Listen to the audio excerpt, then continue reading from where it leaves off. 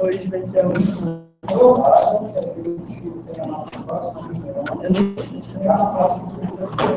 Eu tenho um link aqui agora.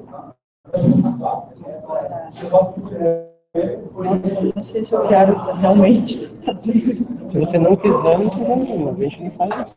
Não, mas tá. Não precisa. Você fica à vontade. Para todos só. Pergunta para todos se querem. Tá, não, mas eu vou. Daí como é que eu consigo o link? Você quer agora? Sim, pra ela ver. Agora tá ao vivo. Tá ao vivo, tá. Deixa eu mandar para ti o link.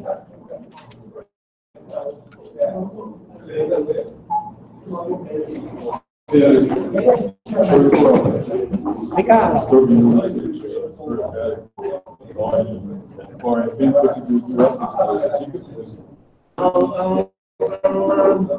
Collect the laws. There might be some.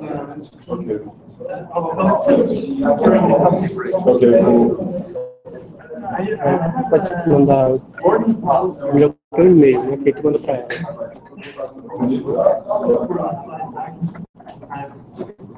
You would be not a problem if you send. Beleza. Eu vou passar aqui. But yours is particular. Okay. More strict. Yeah, I probably can give you.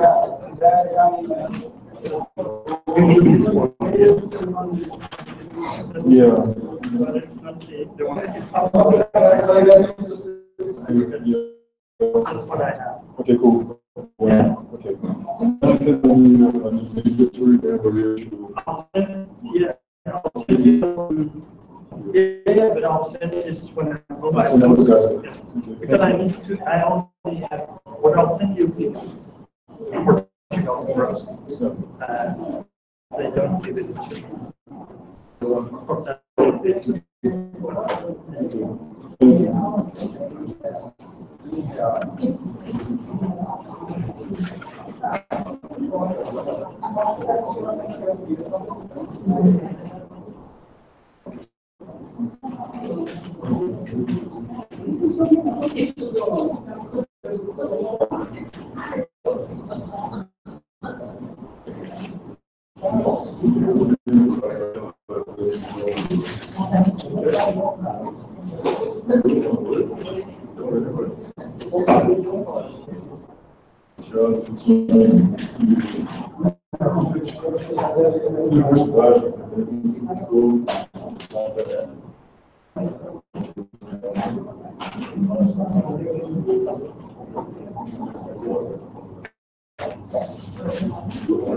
I'm saying hi to my mom.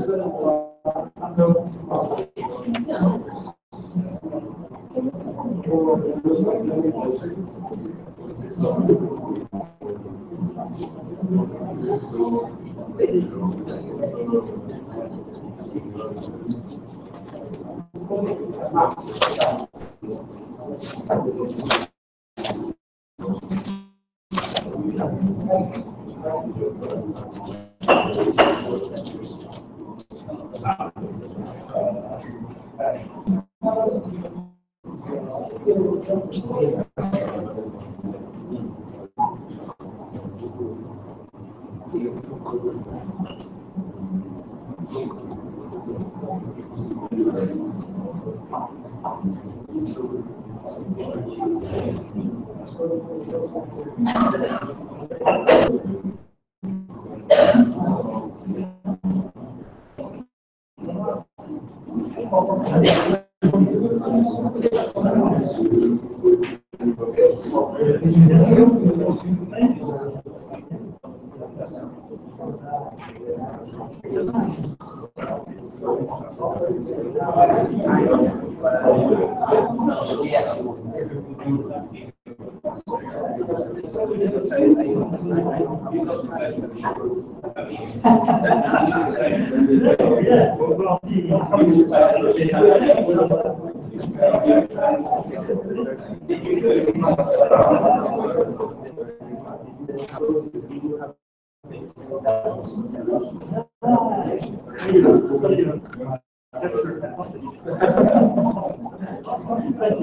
And we like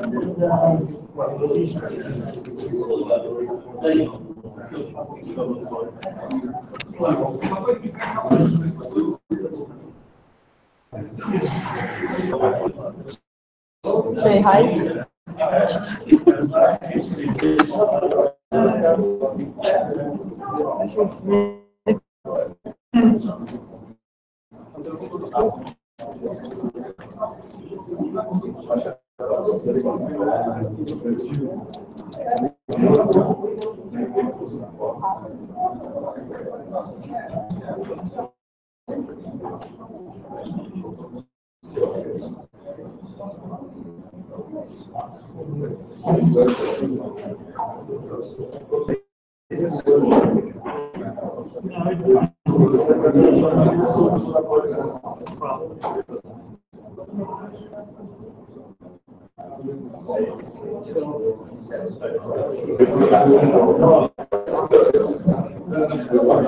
philosophy makes the elbows hurt, like all the time like this. All the time like this. The elbows hurt. Like this. Philosophy, you know, like this, and then the elbows hurt.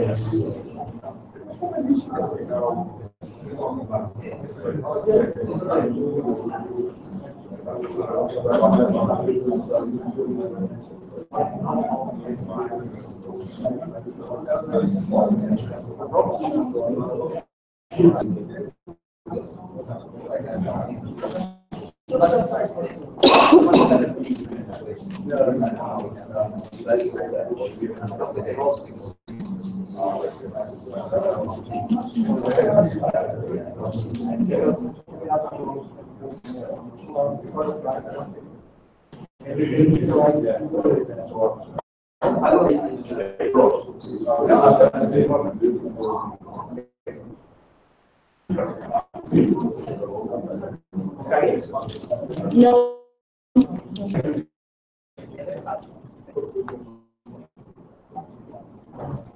So, let's start this afternoon session. Our first call will be to Nascimento to going to talk about how to understand conscious experience in its neuroscientific grounds.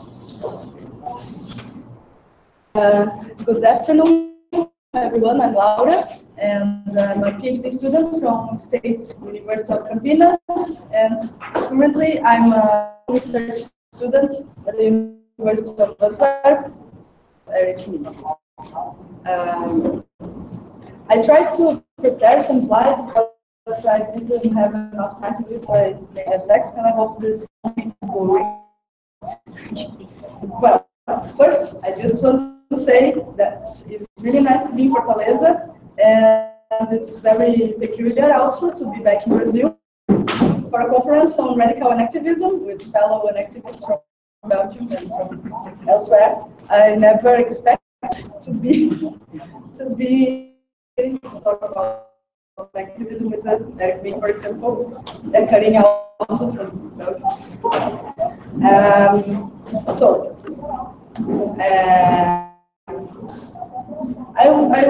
I want to say some things about this peculiar feeling of being here, because usually when I attend a conference, I spend much time of the presentation introducing an activism to the audience, and this is not necessary here, and well, especially when I have to talk about the radical, then I need even more time to be honest. And then this is probably the first time that I in a conference with so many activists or sympathizers of an activism. And this is great, but also very, in a sense, it's more difficult because, well, what interesting things I could say. Then all these considerations shaped the preparation of this paper. I would like to seize this opportunity actually to my understanding of REC is okay, and to see if to make sure I'm really getting it right, and also to get some things more clear. But anyway, I think REC is a very promising account. It's very clear and specific on its claims, which is very healthy, I guess. And I'm very convinced that REC is adequate for explaining cognition in a thoroughly naturalized way. I have a hard time thinking about some specific issues in REC terms. And then this is the aim of this presentation today. I will present to you this business that I feel sometimes, and hope that you can help me unravel this. Okay, so the specific issue where I'm not total easy with REC is consciousness, but that is precisely my PhD project, so I have to work on that. But REC does, Ruto and Lin do offer a interesting account for consciousness, and I would like to really get a grip on it, a better grip on it today. But to get started, I will like to go through REC's considerations more generally, which I hope will be helpful also for some of you. Well, as I said before, to make sure I have a clear understanding of REC. Then I will talk about the last two chapters of the book from 2013, which deal with the issue of consciousness. Okay. So, some more general points. REC differs from more standard views in mainstream cognitive science, which takes cognition generally of a series of processes that start on the retrieval of external information by the sensory organs, the overt behavior of the subject. This is the sandwich conception. In between the meat of the sandwich, we have representations. The content, the external information picked up by the sensory organs, which then can be stored, processed, manipulated, manipulated, and so on, to finally inform and cause the general actions of the subject. That this mechanistic approach to cognition is misguided. So this mechanistic action is not adequate. In Rex's view, the positing of mental representational states, components of cognition, face the hard problem of content. That is, the problem of giving a naturalistic, legitimate account for the acquisition of contents by mental states. Main argument, I guess, for Rex to question the more standard notions of cognition.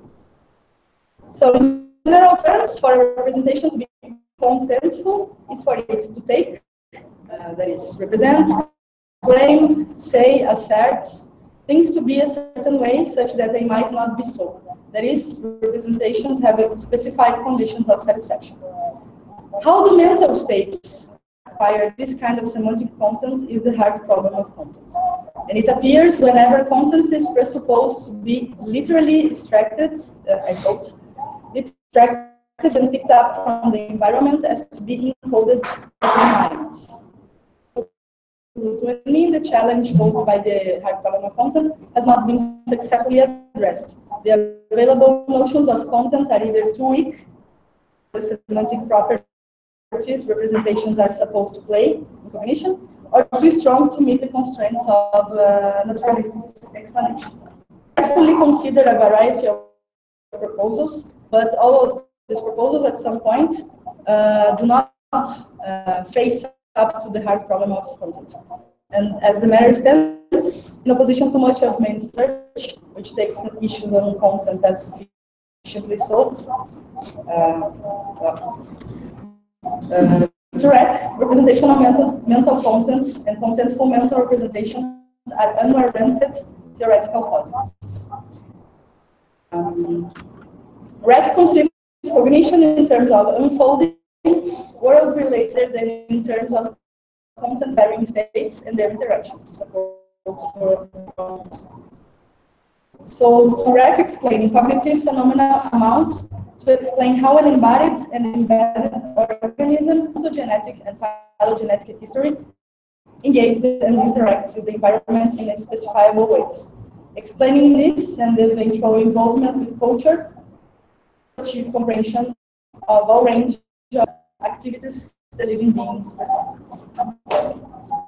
So, in Reck, there is a duplex account of cognition. Contentless cognition and content-involving cognition. The first kind of basic capacities can encompass central forms of human cognition, such as perceiving, imagining, and remembering in both children and adults. Can be extremely flexible, open-ended, and context-sensitive, but should not be considered as rudimentary or low-graded forms of cognition. First, in the ontogenetic and phylogenetic development of the organism. The second kind of cognitive capacity is considered by Reck as a special achievement to the mastery of social cultural practices.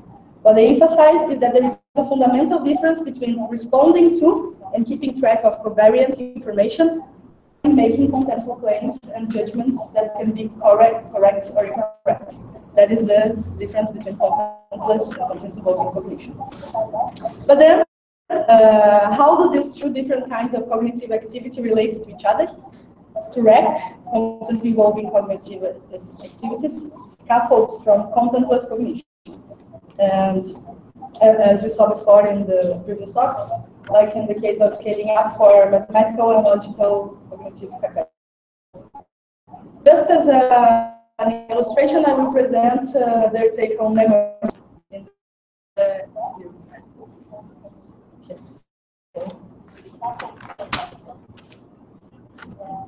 So first of all, it is important to have in mind that the primary function of memory can be to represent the past accurately. Our memory skills are subject to a variety of influences that makes this concept to be very difficult to well, it's not sustainable, right? as they said yesterday, the telescope effects and a variety of effects. Yeah. So representing is one of its functions, but it's not the only one, and maybe not even the most important one. Something you can add to some. It's not like a function or something can come off, certain abilities, like the orthographical. Yes.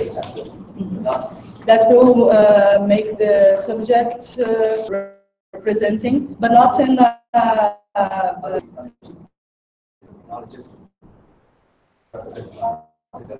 yeah.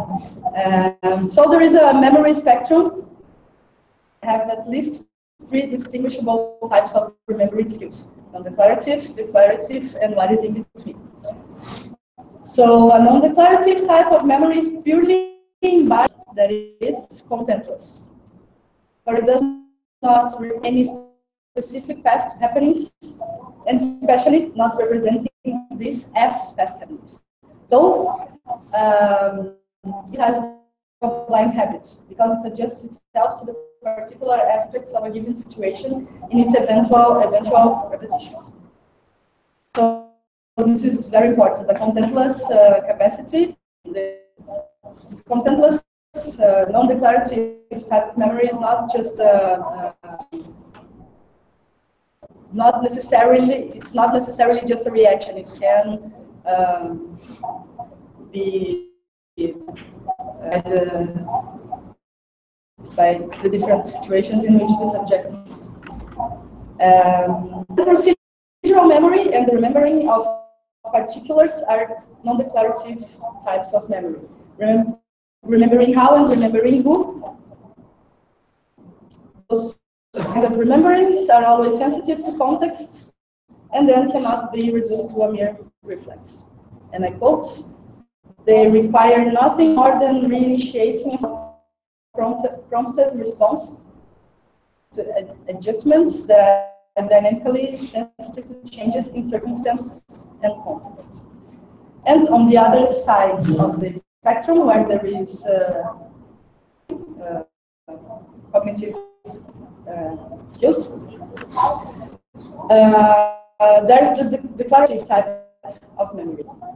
This type of memory requires contentful representation. The employing of contentful representations enable the description of past experiences in an autobiographical fashion. Drawing from research on developmental psychology, more specifically from a strong interpretation of social interactionist theory, Reck claims that autobiographical memory requires the development and exercise of socioculturally acquired narrative capacities. Reck's point is that before this kind of special sociocultural interactive practice is mastered, children, for example, cannot make any contentful judgments at all. It is not that, as in the presentation by Green, that there was rudimentary kind of skill that is augmented or enhanced, improved by the scaffolding. No, it was just not available before the social artifacts like the narrative. So also with through narratives and social artifacts, children develop their self-sense, that is what it is to be a person with a temporally extended existence. So I just said this, but it's here again. So differently from readings of SIT, social interactionist theory, which claim that autobiographical memory only enhances or improves memory skills already present even before the involvement with social narratives, the narrative practices makes autobiographical memory possible. So in sum, this kind of declarative memory are not matters of built-in talent, but an achieved skill. So this developing of more diverse diverse for memory, then it's not the case that memory is not at all concerned with being contentfully in the past. It's just that it's not going to work as it could be expected by some more traditional or standard views on memory. Then, besides representing the past, we have also establishing social cohesion, not only within smaller groups, families, but also in different societal groups, as they explain in the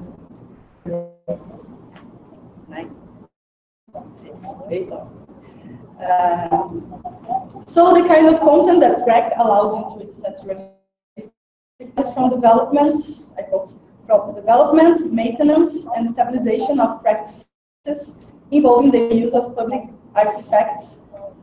Biologically inherited cognitive capacities can be scaffolded in very particular ways, and none of these developments of cognitive skills is achieved by storing and processing of informational content acquired from the external environment and manipulated in the mind.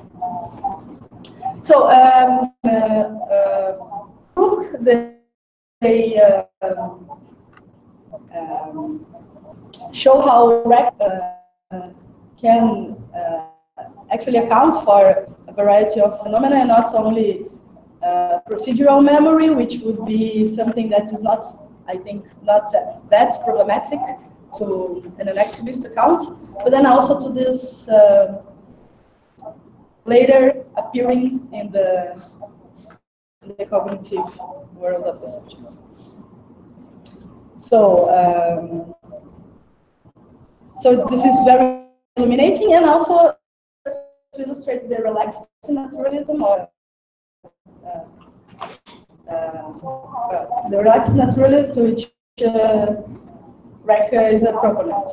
To adequately explain memory, resources such as cognitive archaeology, anthropology, and developmental psychology, as in the case of memory, math and well, numerical capacities, are as scientific respectable as more restricted ones, such as neuroscience or physics. It's a story to tell, involving multiple factors, but I think REC clears the way to explaining cognitive physics. And as we have been discussing, there's a lot of issues. Count can be developed, is still to be developed, which is good for working. So, but one of those issues that I think, at least, well, as I said, I'm not really at easy with is consciousness. I get, unless I have this weird feeling is diminishing, but still it still exists. And actually, before coming to Fortaleza, it was even worse. But then France helped also to diminish this estrangement. So a similar story that works for cognition and numerical capacities should work also for consciousness. And they indeed developed this account on the two last chapters of 2013 book. So, as you saw in the case of memory, cognition is always dependent on the relationship with the environment. Even the more abstract capacities having their origin a relation with the environment. So Hutto and Min rejected that mind is extended in just some cases where the cognitive load is put into external resources. They discuss the extended mind hypothesis, both in the parity, extended way and parity, and to reject this is to make sure that no internalist move is going to be able to be made again. That is, are extensive. There is no room for a cognitive represented internally in the mind, as could happen with these other varieties of varieties of extended mind hypothesis. So internalists might claim that there is a difference between what is merely causal cognition and what is truly constitutive. So leave room for this. It's better to just extend the mind in all ways. It's always extended, so it's extensive. Okay. Then REC advances its proposal, which follows from the fact that the basic minds lack content. If there are no internal vehicles of content, and then minds should be understood in terms of capacities. Okay. REC, just to make this remark, which is important, I guess, REC rejects the existence of internal content, but not the existence of content all the way. Contents and vehicles exist, but they are associated with linguistic symbols and forms of cognition that feature in and are logically and developmentally dependent upon shared scaffolded practices. But then, well, how to understand the phenomenality of conscious experiences? Is it the case that if basic minds are extensive because they are contentless, is phenomenality also extensive? That our phenomenal feelings of our experiences are also extended, are also extensive. And this is something that some activists claim, such as Noe, that phenomenality is constituted by the interaction with external resources also. But REC's take on it is that it's possible for phenomenality to be constituted only internally, even though this internal focus will not be enough to fully understand or explain the natural origins of phenomenality. So, like naturalism, industry reductionism, or dualist proposal will do the job of explaining. Well, those strict reductionism faces a lot of problems for no science is able to completely capture the totality of properties of any phenomena, because scientists are always limited to some proposals, and this is one of the problems that the strict reductionism faces.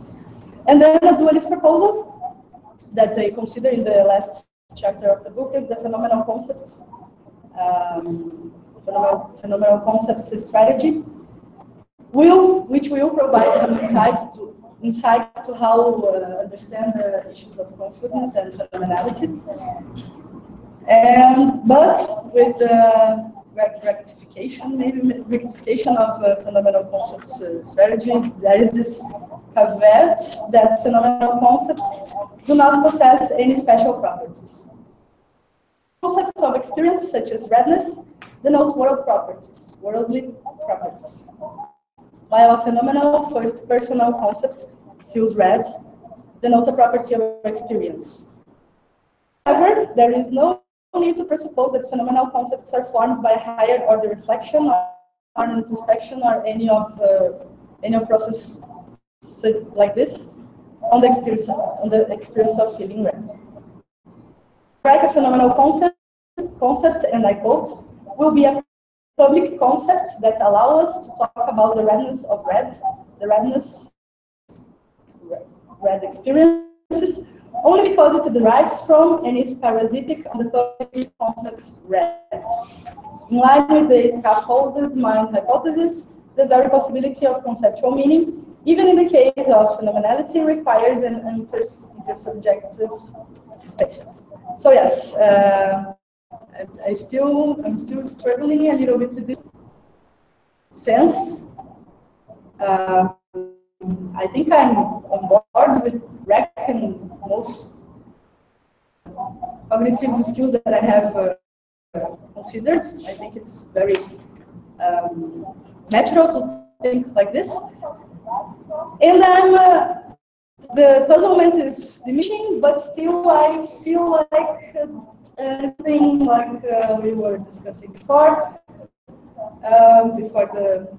the session started. why does it feel so difficult to think like this? It is indeed a natural of thinking of phenomenality, but still most of people are struck about apparently, well, REC does, I think, can phenomenality, but why do we still feel like there is something missing from the truth?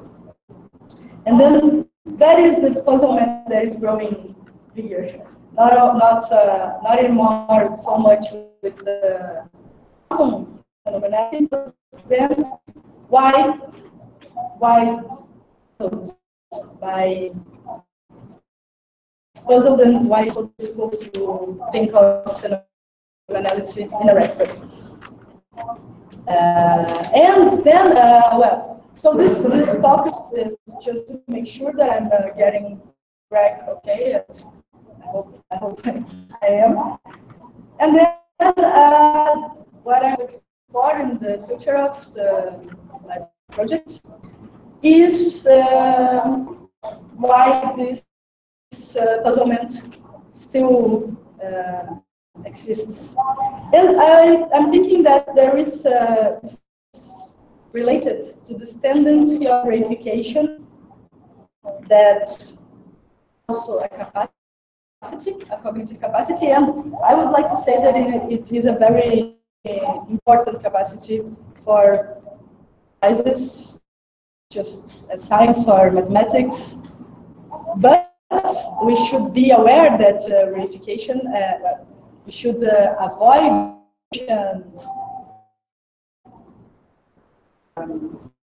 I think we should be aware that the reification is a capacity, is a cognitive capacity, and use it. It's not always problematic. It's a negative capacity that we have. We just need to be aware that it exists, and we have a tendency to think of consciousness, for example, like this. So yes, this is what I would like to explore in the future of my thesis. What good can come from these reification processes if we are, and they are like apparently in our cognitive, and well, this is what I'm willing to work on in the next. And well, now I would like to. This was the main goal of the talk, to make sure that I got correctly, so I can work on this verification. That's it.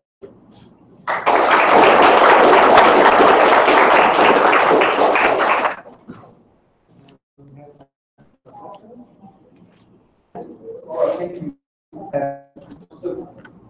Question about the possibility that there is something left out, but can you get more specific what you think is left out in the recognition of consciousness? Because what exactly do you mean? Well, exactly. There is nothing left out if I reason about it. But it is an effort to think like that. Naturally, I'm inclined to think that there is, doesn't explain what well, and I think it's not just me. I guess this is really pervasive. And then it's not that it doesn't explain.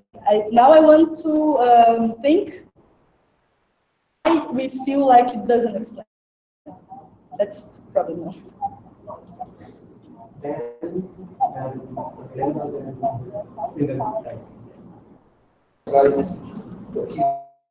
to highlight. Maybe I'll highlight something about say something again about consciousness, about phenomenality.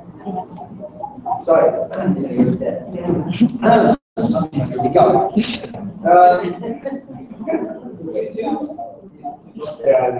Okay, so something about before we turn saying about phenomenality as such. I'll just pick up the memory case, because again, I mean, let me just say a more general comment. So I'd be very surprised if you on memory or anything, right? When you first hear it. Most of my PhD students and who have even speaking from that to Australia to work with me on projects, you know, they like one aspect of it or that general idea, but if you come, you know, philosophical ways of framing these questions, then this is just breaks all the rules, and it's very hard to understand. And I don't know if that's part of the problem in some cases. So I remember my first student being, he says, look, I really like the story. Perception, I mean, this is not this is very philosophical, because the imagination is I think, in some sense, stunted, because they're used to repeating the idea that, look, you're going to remember something, the thing is present, and you're now remembering something that's absent. A representation. Right? It can't just not be. Philosophers have said this over and over and over, and it seems irresistible. Like you can only have to think about it for a second, right? And that's no good if you're a naturalist. Just the first point. That's a joke I use when I give this lecture. I mean, help you think this way. When I give this lecture to philosophers, I say, how many of you know before I even start to speak that I have to be wrong? That I have to do what? That I have to be wrong. I tell you that memory isn't representational. It doesn't involve representing. How many of you know before I say anything else, chance that I could possibly be right? And usually about half the room, at least. The other half are thinking it, but they just don't want to put their hand up. I mean, half the room has to go straight away. It's like jury selection. I said, then say, well, then you have to be, because naturalistic account, and you can't rule things out from the armchair as difference to the best explanation, right? That's just not legitimate, right? You weigh up hypotheses, you weigh up their. That's a scientific methodology, right? If you know to do the experiment, what the outcome is. You're not doing science, not even remotely. So this is a problem, okay? And Wittgenstein says there's no musts in philosophy. So one of the things that we also know is that if you really think this, and you bang the table, not even have to bang the table, you just go home and you say, feel queasy or uneasy. When you think about the topic, you think, I'd like to think that maybe it's possible that memory can be representational, but I feel dirty somehow, somehow wrong. Then you know that, right? You have a problem with content. AA program, you have to go in. I can't really do that alone with Jerry Fodor, because I'm going to fall back into his arms. Or whatever it is. But I think the same happens with consciousness, and it happens with memory, and it happens with all. Just to start out with, what we try to do with memory, people in the actual pure world don't think that way at all. And the evidence, I don't want to make the claim that definitively possibilities, but it certainly is stacked hugely against this way the philosophers think. So when you find that opposite, you think that it's got to be this way, then you discover there's very few people who think that memory could even do the job. We think it has to do. Like if it had to do this representing accurately the world, it should have been fired because it's so bad at it that nobody would have believed that it could have been selected to do. Natural selection is immoral. So I mean, it would have. Well, it is. But not so effective. Right? We should have died out. If our memories depended even remotely on being well with data. But on top of that, there's also this wealth of data that says there isn't just one type of memory. Doing the same job, and they don't have the same feature. And then when you start to work this way, the magic will start to happen because eventually you begin to think it's different. There's a long-winded, not really a question, but being clear about some of those features because it's not just, it's an argument as well. It's not just here's our view. you can take it and test it against the other position and see how well that position stands up. I actually recommend that because that will help you more than anything else. Just see if you can make work against the data. And then you'll really come screaming back home.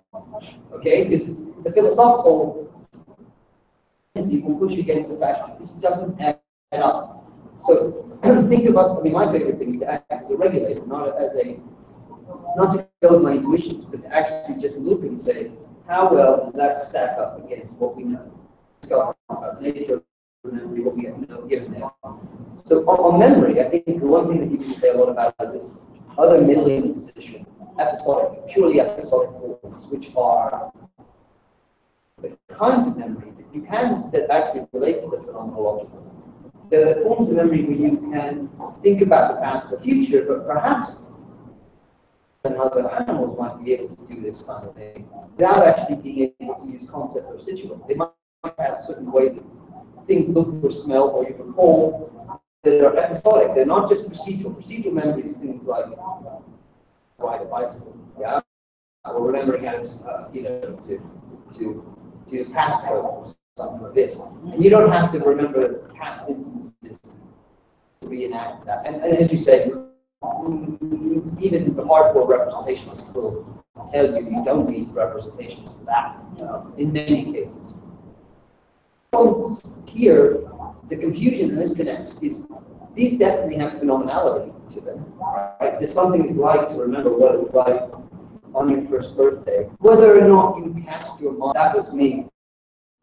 Right? If I think, remember what it was like to have the beer last night. Yeah. Now I'm using concepts to get you to reenact that. The idea is that you might have a reenactment of those experiences, and that will have a phenomenality to it, right? It'll be something it's like to remember that episode.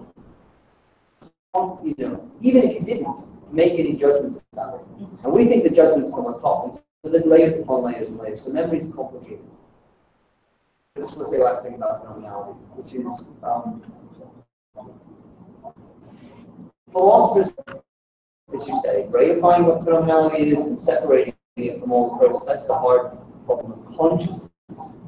And that you're supposed to be able to imagine things like an atom from atom duplicate of yourself, right? It has all of the responding, but none of the phenomenality.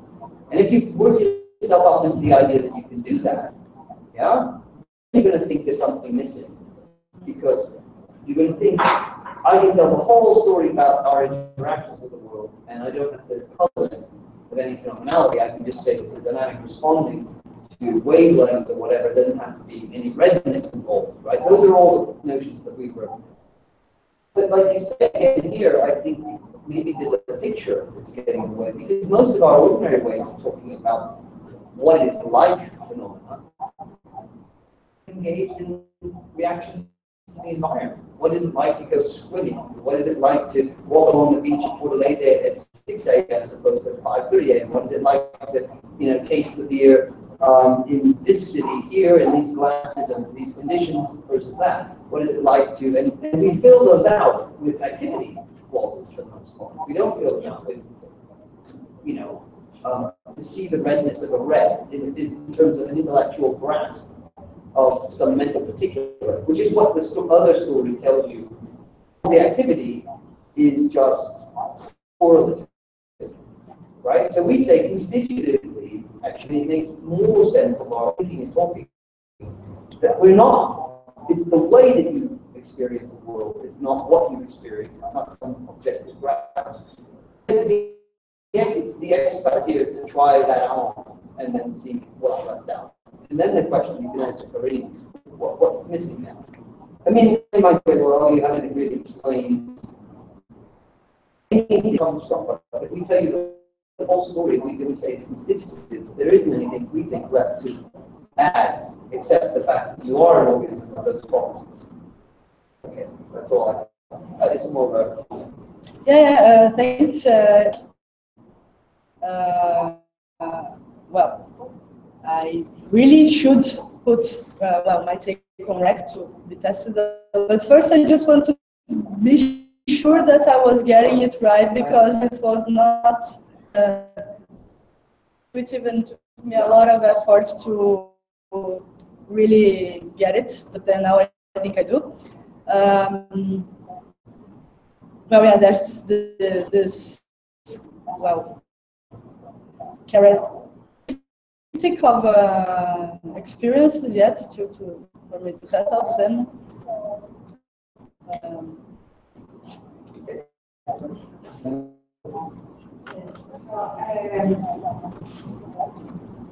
yeah, I feel like I'm answering more than asking a little bit. okay, great. But I want to point out a few things. So one thing, I think most of it, maybe not 100%, but one thing I think is very important is this.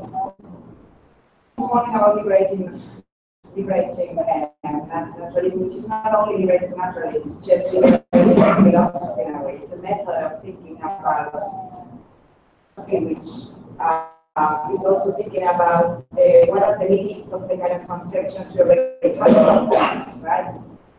What about just about, well, one uses business inspiration, but when you're saying, well, there's some uneasiness and there's something I don't know quite, I think it comes a lot from being trained in a way of thinking in which you are actually expecting that explanation would have certain form. Now, so what does that, right? So you're already asking, maybe you can't even say exactly what it is that you would like to have, because you already see that whatever they have is not, but it's, and this is very prominent in the curriculum of consciousness, I think more than in the case of the curriculum of concepts, because nobody seems to have a good answer to the curriculum of consciousness, and I have a solution as well. And you do it, and so maybe advice, I don't know how to call it. Is to think there are many other, there's a tradition in philosophy thinking of consciousness in quite a different way from functionalism, commitments to functionalism, this kind of view. So one example idea that is you can find opinions that really will be more difficult, but like for example, Sartre. So in the phenomenological tradition, some of them, particularly Sartre, insists that there is something they call pre-reflective. Pre-reflective self-awareness is characterized by not being a kind of concept consciousness. It's awareness of activity, as I would say. So if one reads that, and that's completely a part of this, this is not answering to any other sort of alternative. It's just what, an understanding of consciousness in a tradition in which the most prominent feature of philosophy is understanding of consciousness. So the hallmark of phenomenology is understanding consciousness. And then there's a story about how you move from pre-reflective self-awareness to reflective consciousness, in which there is a possibility of directing yourself towards pre-reflective experience in a contextual, like representative way. So that would be, and I think there are a number of interesting philosophy apart from Brecht that will give you a lot to think about consciousness. So there is the issue of disentangling, like what is wrong with the alternative views? Then there is the issue of these other philosophers that have been talking about this in ways which are not mysterious and actually not answering to the kind of position that the functionalist account pushes you to have, or the options that they're supposed to have. This one of the other thing, I was a little confused about the presentation, but I think that the answer to the problem of consciousness in Brecht is quite different from the answer to the problem of quality. It's very important, so you shouldn't be looking at something the same as well in the case of content, because consciousness is all the way down. It's not, so to understand consciousness by understanding experience, not by understanding content.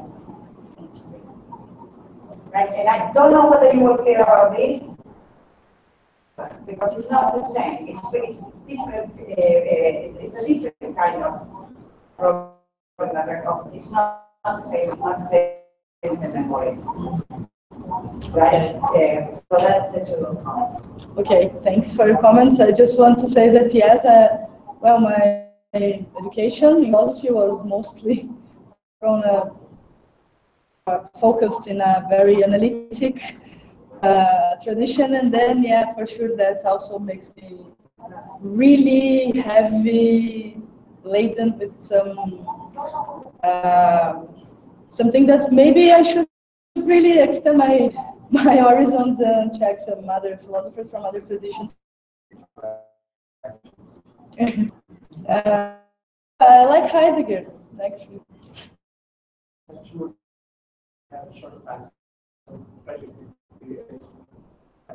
I want to know whether the uneasiness came from an activist kind of general, or whether it was as opposed to Noe's. So you mentioned Noe's answer, and then you said Reich has a different view, and then where's the uneasiness? Is it in their Reichish view, or in the activist? The more radical or the sensory motor?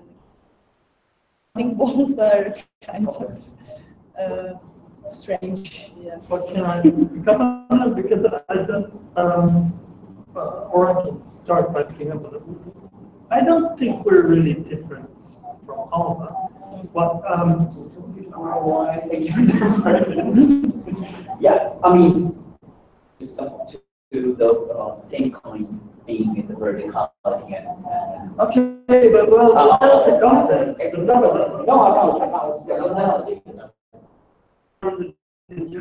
Yes. Yeah. Okay. Now I was thinking. Okay. I'll leave that aside.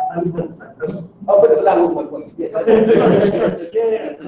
That was related because I want to connect with something where we can say we have. Or I should say it's thinking. You asked a question whether we think about it.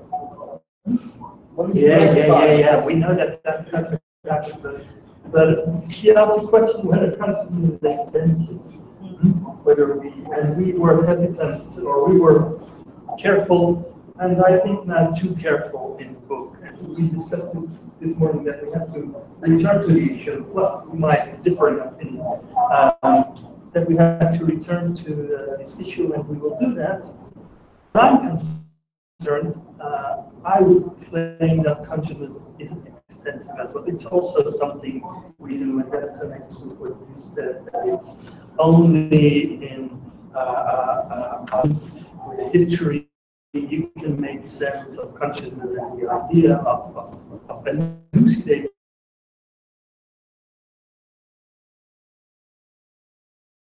Words.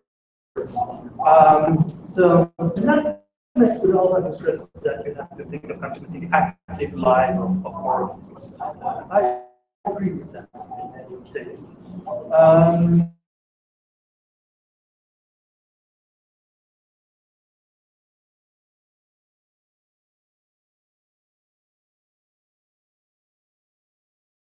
Conditions of experience on the brain processes.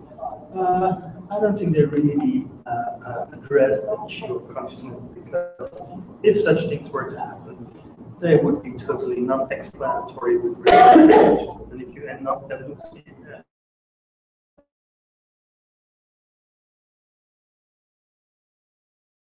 well, this has connections with the phenomenological tradition. I don't know if it's the same connection as which Glenn to that. It's and concerned with your question why we still feel this intuition. Well, and we have one sentence on this in the book. But it's a view which is expressed in the phenomenological literature. We enact we have two ways of relating to our experience. We enact it in our practices, in our lived experiences, as the phenomenologists say, have an objective stands toward that experience. Which can enact something, objective stands toward that experience. But we can enact an experience and have an objective view of it. And we cannot reconcile these things because these just are two different perspectives. And there's nothing magical in that. It's just a fact of life. And that's the structural aspect, I think, of uneasiness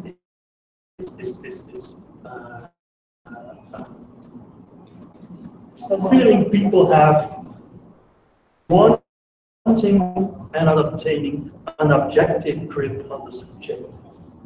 But that's a mistaken problem if that is right. I'll start with that. Yeah. So let's Thanks.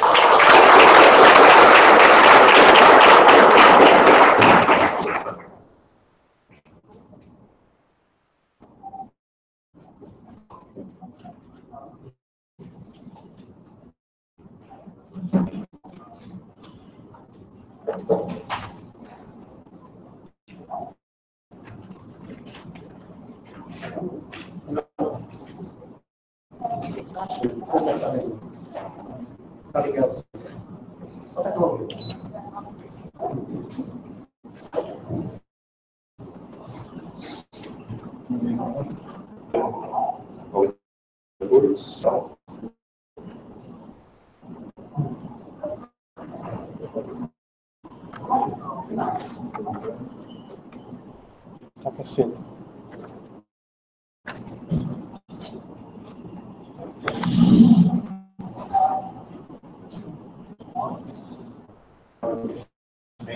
That's a bit too dark, but let's get over it.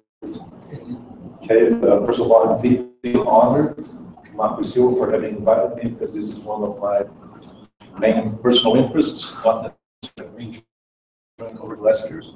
I'm someone that should have already finished his degree quite a long while ago.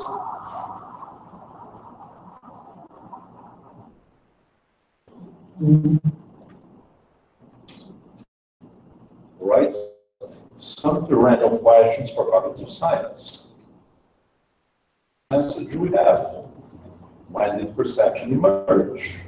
When did the first cognitive system appear? What do nervous systems do? How does this machine work?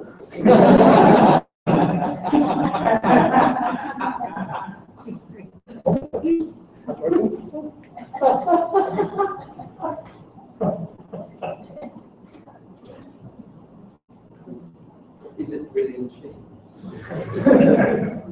I hope so. It could be something scary, like you see in my presentation.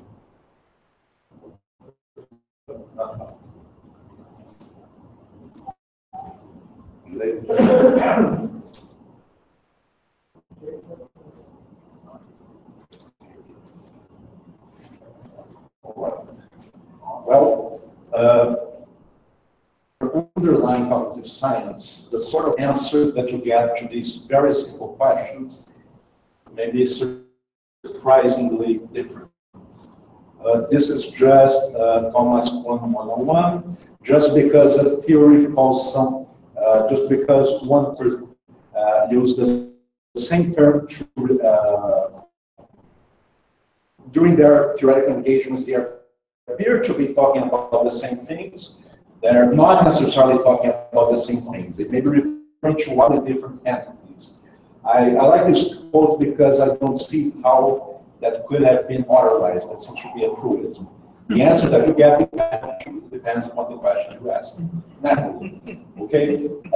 This has not been rectified, so there are going to be some contending areas, for instance, concerning my exegesis of Gibson as semantic information. For those that engage in activist externalism, it makes sense to talk about content and the vehicles of content independently of the agent, but in the rectified way, we have to at least rephrase what we are calling content. But take those paradigms as true caricatures that will allow us to make supervised senses. The senses we have. No one agrees with Aristotle anymore. It's not 5. It is 9 senses, 21 senses, 33 senses.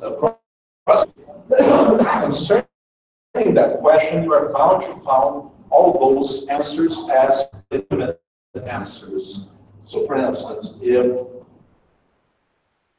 in orthodox cognitive science, you are attempting to answer those questions by how are the different sensory neurons individuated, how receptors individuated.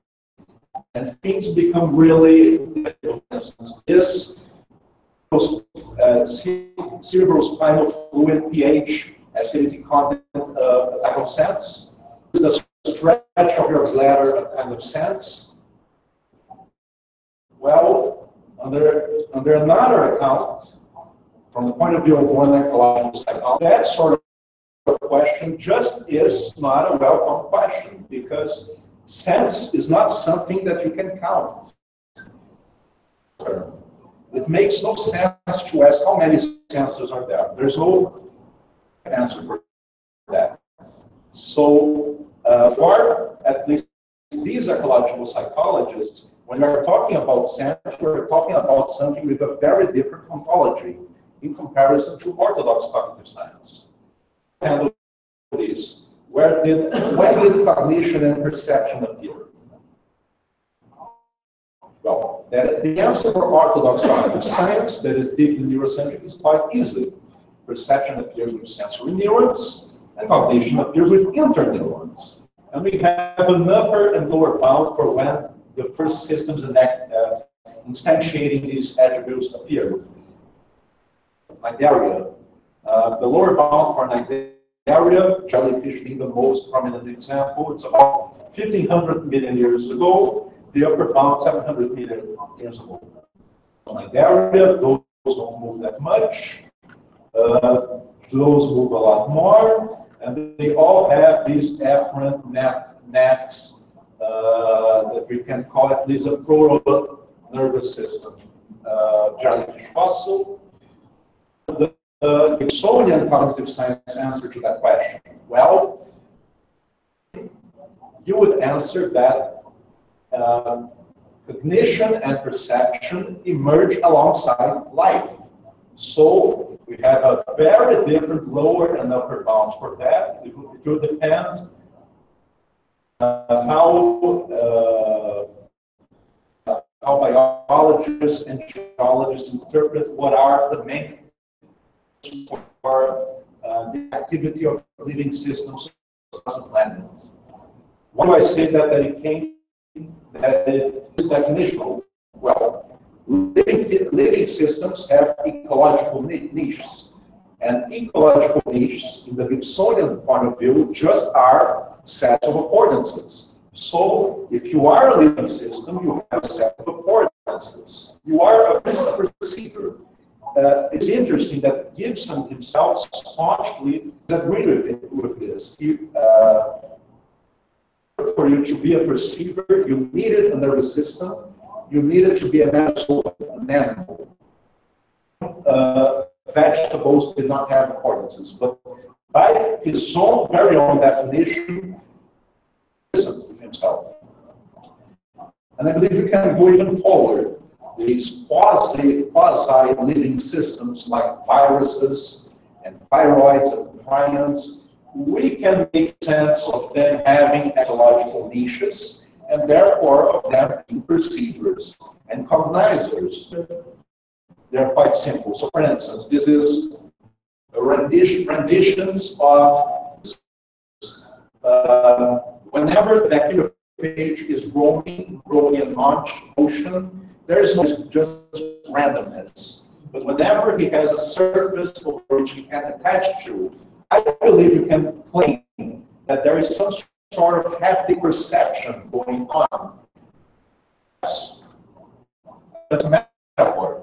Now, for the $1 million question, what do nervous systems do? For that, we have certain preliminaries. As a system, what is the current residual field, what structures nervous systems is biological function about? General hormonal count and employing the Tarskian concept of a relational structure. You have a generator set, and you have relations that are generally closed over that generator set. Set of units, parts, or components of the system, and the different relations are types of relations among these individual units. We may call these connections couplings or connections of the system. These are not meant to be inert relations like larger than, representing connections that interfere or act upon the relata. When we have a connection that is symmetric, the relata joining, interfering upon themselves, we can call that an interaction. Which is one of my personal heroes. If a given system is contained over another system, we may call the subsystem S. This comes from Churchland. It's still it's often printed in neuroscience. This is a constitutional view of the nervous system, giving the different spatial scales up from molecules to the microscopic level. I have the tendency to make my own version of that. And here it is. The different constitutional, atomic, molecular, subcellular, cellular, multicellular, microscopic structures that are studied by neuroanatomists. So we have stuff that molecular neuroscientists and our chemists are more interested in, and we have these different levels of organization where general specialties of neuroscientists are acquainted with. This one is a bit tricky because I'm not sure if it appears that I'm talking about constitution and function when I'm talking about neural systems like the cerebellum or the amygdala and so on. Some functions. With cell assemblies, I believe that we're talking about a constitutional or a functional level. When neuroscientists like to study cell assemblies, cognitive neuroscience and cognitive psychologists like to talk about cognitive affective processes, short-term memory, and just for a matter of sake of completion, I've put on the personal functional level engaged during folk psychology. There is a cladistic, systematic plan for whether nervous systems as framed, if they appear once. Here is an account in which we are over there for data. We are bilateral. And like the area have nervous systems as described. This is a field that this evolved once. Here is another, this is still a controversy. This is another cladogram that proposes that it evolved at least twice. Ancestor between sponges and Glycozoa and chordates and jellyfish used to have, alongside the common ancestor of the nervous system, but somehow that structure was lost and it had to evolve again. So this is still an open question. Let's talk about let's talk about biological function, and this is not from analysis functioning. I take the lead from Dan Dennett that I do not believe that after 1859 we are not justifying talking about teleology. We can talk teleology in a very strong sense. They are being natural functions in the natural world. We are just going to reframe it using the conceptual resources of evolutionary biology. Aristotle is out, but like Aristotle is still in, we can still talk about function. in an evolutionary perspective. This is not good. This is not good because that's part of the slide. Okay. Unfortunately, there is a polysemy with this notion of biological function. This paper by Walters is very exhaustive and advanced. He individuates 4 senses of function. Function as activity, Hansen uses Hansen does. Function as goal, what X is for. This has to be situated into a larger system. Function as biological advantage.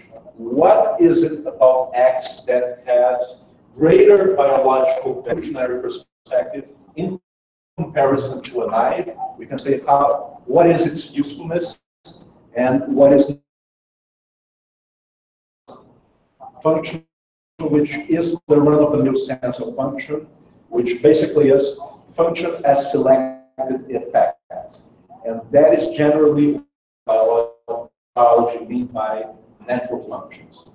Examples of function as activity. This is just run-of-the-mill neuroscience. We have 3 different relations of neurotransmissivity from presynaptic neurons to postsynaptic neurons. And here is whatever is transverse and whatever is related, different relation types. We have a bias with we love talking about the action potentials and the spike trains and the spike trails. There's still there's a lot of interactions of chemical nature that occur in the gap junctions. We have an entire zoo of neurotransmitters. There are dozens and dozens of them. Where at the computational level, where we have this concept of synaptic weights, this is an abstraction. Scientists and computer scientists generally do not have an easy answer for what does synaptic weight correspond to. One proposal is myelinization. How much of these cluster proteins over the synapses correlated with what we represent as synaptic weights. I did a brief review of the literature on what June neuroscientists claim that nervous systems are doing.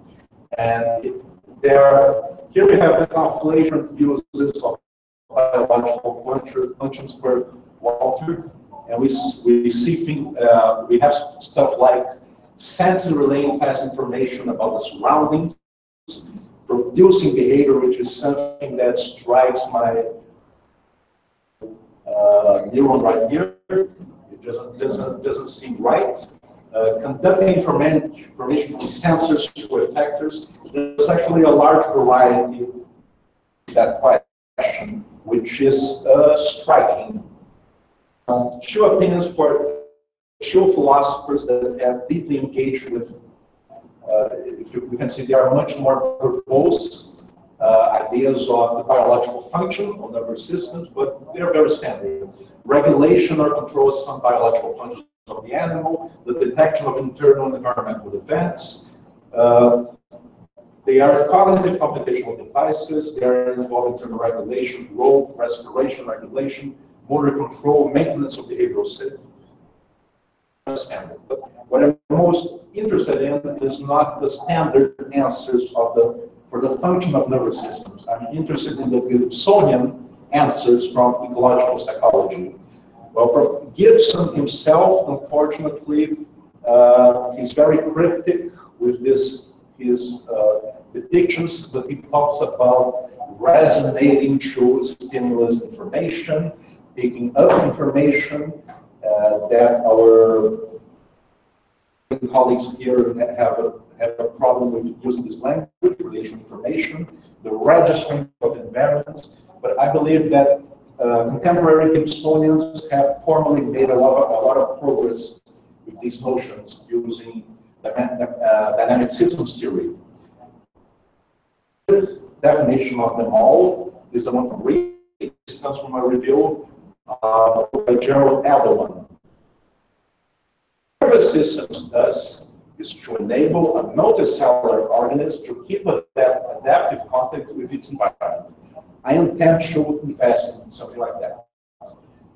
My desiderata for what I intend to do, first, basicality. Whatever, all nervous systems are deploying certain basic functions that are inherited throughout the phylogenetic trees. If you have, for instance, if cognitive scientists claim that our nervous systems can enact double scope conceptual integration, that's okay. But whatever it is doing, it's also doing.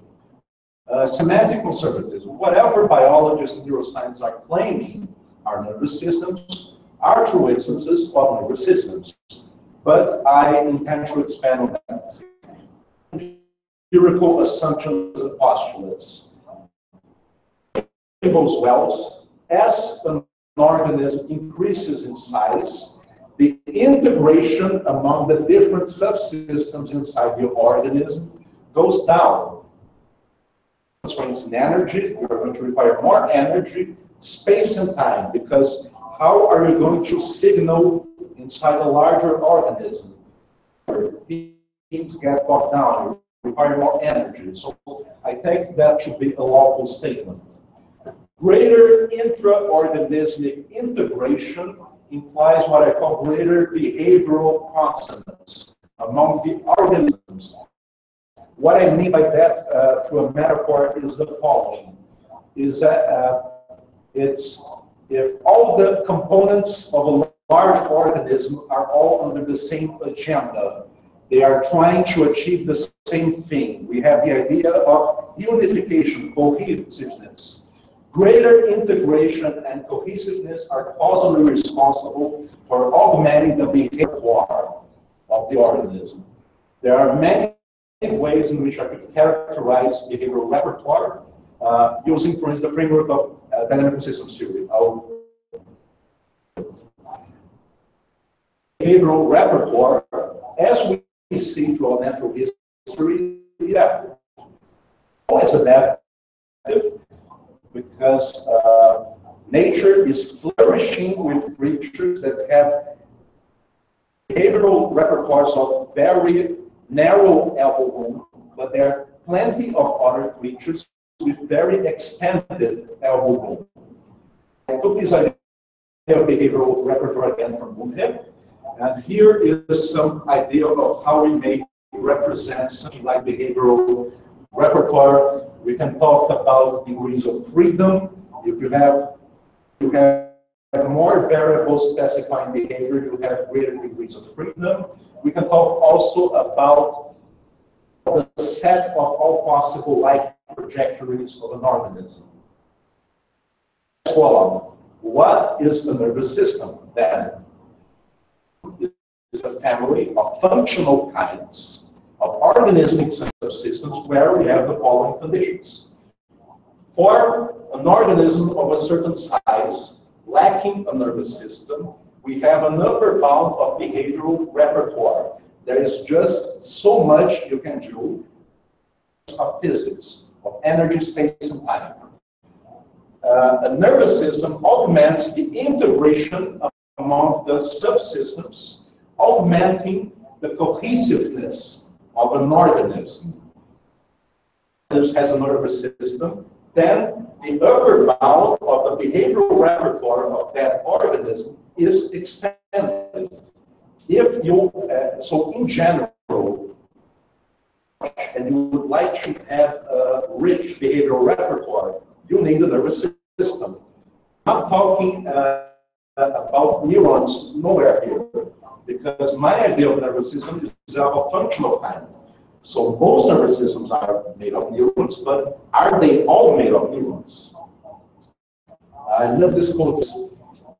Picks up the idea of the shrinking of a behavioral repertoire.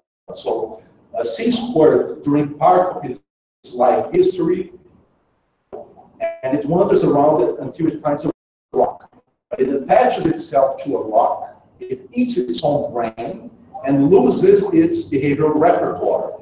So first you have many degrees of freedom in behavior, and then you deliberately shrink your behavioral repertoire. Here is the C-squared. Okay, so given this framework, what are the functions of nervous systems? Just stick to the science what I said, run-of-the-mill natural science. Charged ions, trespassing gap junctions, electrical signals across membranes, transpipes, whatever. Function as biological role. The biological role of nervous systems is to increase integration among the subsystems of the organism and the cohesiveness of the organism. Function as biological evolutionary advantage. Organisms without nervous systems, organisms with nervous systems have an increased behavioral repertoire. Selected effect. This is very much like biological role. It's intra-organismic integration and organismic, like an army. All these subunits should be following the same rules, metaphorically. Unification of trajectories, of agendas. And it's interesting that Bennett himself believes that evolution of our neocortex, we've had a relaxation over these constraints of unification.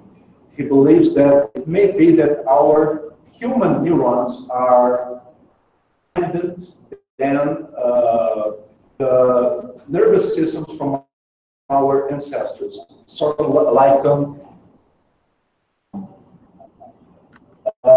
now it's time for a science fiction. Number one, large unicellular organisms. The first thing that dropped into my mind were these kinds of protozoa. They are the Stylonychia. Sorry.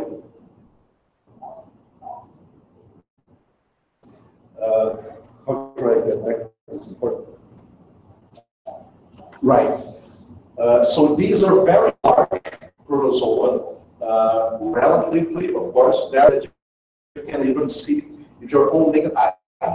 If my idea of size are accurate, then I expect to find something analogous to a nervous system in large bodies unicellular organisms. And it's interesting, through convergent evolution, these guys have evolved cilia to accomplish functions that are accomplished over metazoa by muscle fibers, but they are symptoms. Then I was interested in the internal activity of these guys. The first thing that I discovered is that NATO is not only on the job of bombing third world countries, they also sometimes deploy interesting scientific research. So we have this paper on the ion channels and the cellular behavior of the Stylonychia. And it turns out that these guys are having increased sophisticated control system for a single-celled organism, to the point that many simply call them swimming sensory cells, swimming neurons, walking sensory neurons, to symbolize their functional abilities. The grasp of using electricity for the internal communication among their subsystems, in my view, could mirror something like of a functional kind of a nervous system in something that is single-celled. My second point is much less controversial because the renaissance in plant physiology over the last 15 years or so, in which it is nowadays fashionable to talk about vegetables as intelligent, as perceivers, and even as social beings that have and sophisticated mating, predatory and reproductive strategies. But they really don't like cows that are predating them. They intentionally release a certain chemicals. They react to the environment in very sophisticated ways. So here we have an entire literature respectable it is to talk about neurobiology in vegetables, nervous systems in vegetables. Here we have our dear colleague, contemporary Gibsonian, that was with us, Manuel. He sent me one of his latest works, the philosophy of plant neurobiology, and how, under very conservative definitional standards, we can talk about vegetables having. The main difference, if you allow me to employ a political metaphor, the nervous system is more like a dictatorship, in which you have more central control over certain structures. And in the plant, the nervous system is more like a democracy. Everybody gets their vote. The political power is distributed more homogeneously. Certain things that I intend to do in the future. First, I like to make a more accurate, more exact mathematical description of what I mean about constraints in size, and these constraints on physical factors. Use general systems theory, DSP, hyperset theory. I could use the framework component if that is appropriate. There's still a lot of literature on more functional definitions of nervous systems that I would like to get enriched by. And the most important of everything, I would like to read more fringe and maverick literature in the biological sciences, simply because that is where we're going to find the most interesting ideas. It's in fringe research. And to finish my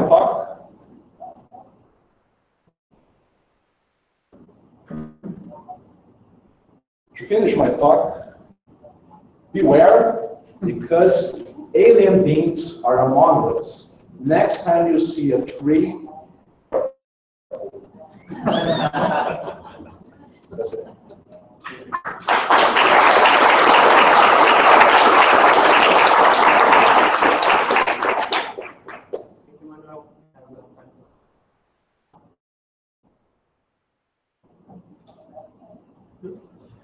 Question about you were talking about integration between subsystems, Right. But there's no such thing as intrinsic integration.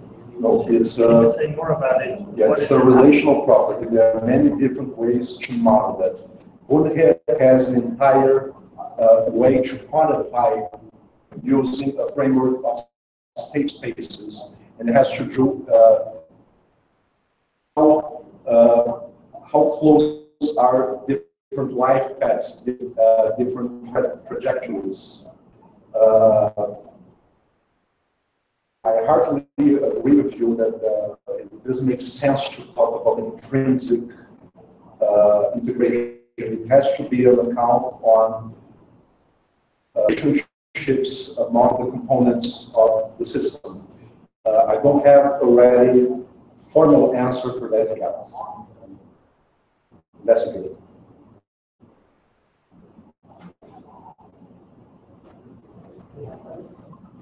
Don't you like vegans?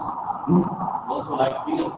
I have nothing against vegans, but it's interesting that there was a book on moral philosophy that came up a couple of months ago for the moral permissibility of omnivorism based on this research, because if it is possible that vegetables are enacting mentalities, it seems that the moral argument for veganism loses part of its strength. I don't remember the book, but it's recent. Yeah. It's just for example, systems would not be have this lens view. Then we would, if they would view if veganism is a moral position, then we would transmit. Yeah, for instance, Bruno has already entertained this idea of vegetable consciousness. Which narrows the logical space just is the perceptual space.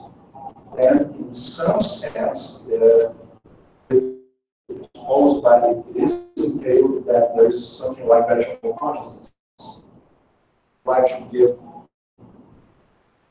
conservative, the Canadian view, in order for you to be conscious, you need to be linguistically competent, and you need to have this quasi-dictatorial-like way to organize your cognitive apparatus.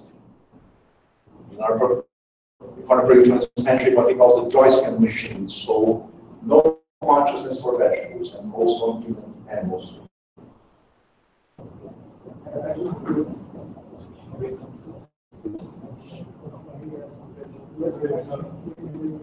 Two short questions. The first one is there was really an abstract that sent to me the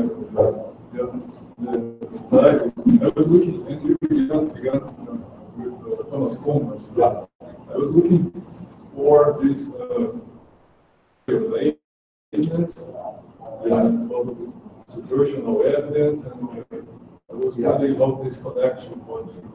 The second one is make that one about that representation one statement. I have some difficulty that this statement is a kind of functional approach to the nervous system, with what you're defending. First, I had very little time to prepare this, so see on what I wanted to emphasize originally, but I can talk a lot about Jungian incommensurability. My favorite account is a gradual one, in which you have degrees of incommensurability among different representations of the same theoretical terms. So, for instance, they are the same word, but they are properties under different scales of measurement. The terms can share the same term, and they can be partially co-referential, or they can be not co-referential altogether. There's a work by Peter Gardenforth on macrocartography, in which he analyzes the idea of Jungian incommensurability being a graded picture with several steps. So there are degrees of conceptual incommensurability. I'm not sure if that is basically how I view. I believe in the case of that I revealed on cognitive science, we have pretty severe incommensurability. What one claims should be perception is radically different from what the other side claims should be. We're talking about very different words, and their umvets, their populated words, are very different because in one of the words, the word is very boring. In the other, we have alien creatures among us. Which was the second question? Oh, yeah. I would say that to give a functionalist definition of nervous systems that is consistent with the approach of the Gibsonians of embodied radical cognitive science and ecological psychology. The idea that there's nothing intrinsic about neurons, but what is interesting is the functional role as it relates to the size of the organism. The key thing here is the size and the functional constraints that emerge when you have a large organism. Was successful answer. Okay. It's just a commentary, not a question. Please. I am surprised that me and my group, we are not met alone. Just another one, because we study in this way. It's not a chosen way, but tried to study about perception, and each of the study we found these kind of things, and our group we have different. We have philosophers, psychology, biology, botanic, zootechnists, veterinary, intention for education, for health. And we suppose that if we know better about the net, about the interaction, could it be better for both sides, for vegetable and personal, for human and not human? So I am very surprised because I didn't expect to listen to this, and I am very, very happy. Well, count me as an ally. These ideas were once the motive of ridicule mainstream plant physiology. There's still some very stubborn ideology. That is the problem of a lot of scientific research. It's always through ideology. Yes, small question.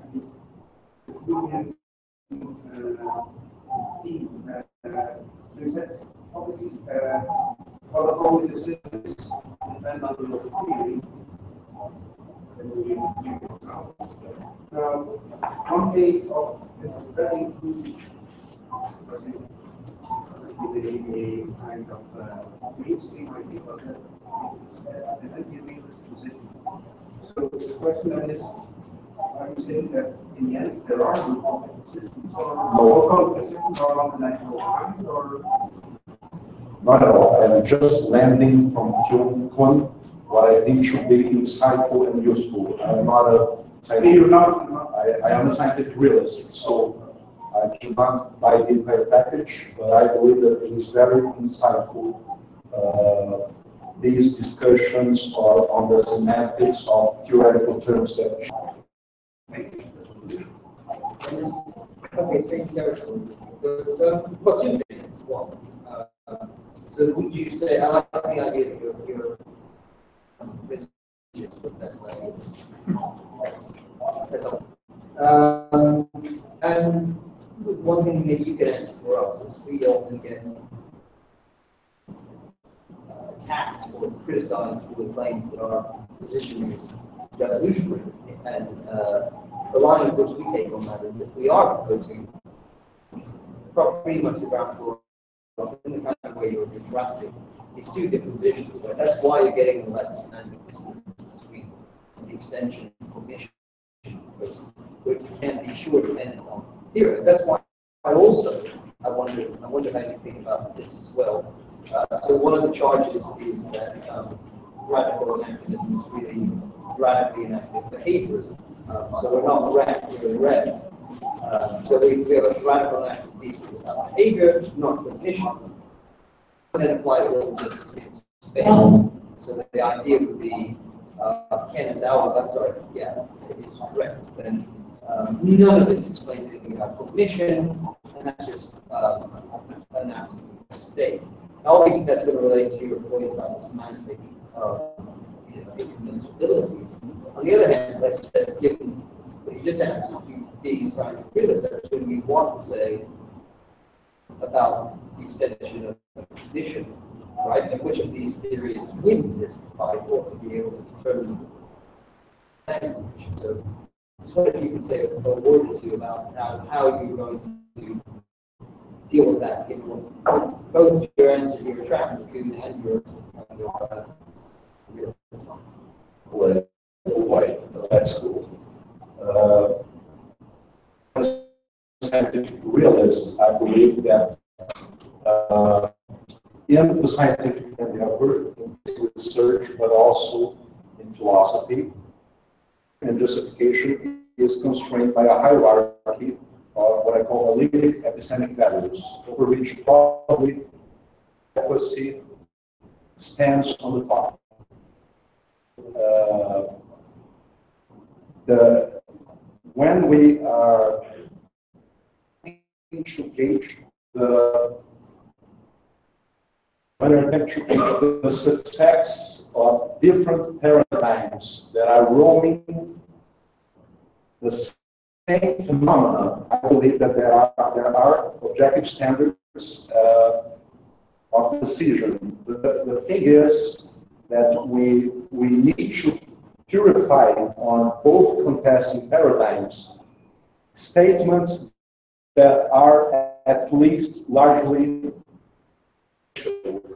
so unless because if you're not able to purify for instance like two sets of hypotheses that are at least, it doesn't have to be perfectly co-referential, but it needs to have a great overlap. Unless we are able to do this, we are going to be talking in different words. So that's what I want to go back to. Ken is always going to tell you, plants can do what they like. It's adaptive behavior, it's not professional, right? So at heart, they just, this has been a game that they played with us quite a bit, to just keep moving the goalposts for what counts as the goal. Part of the strategy, of course, we've adopted is, in the first book you mentioned, is some of the early cases where a lot of people were involved.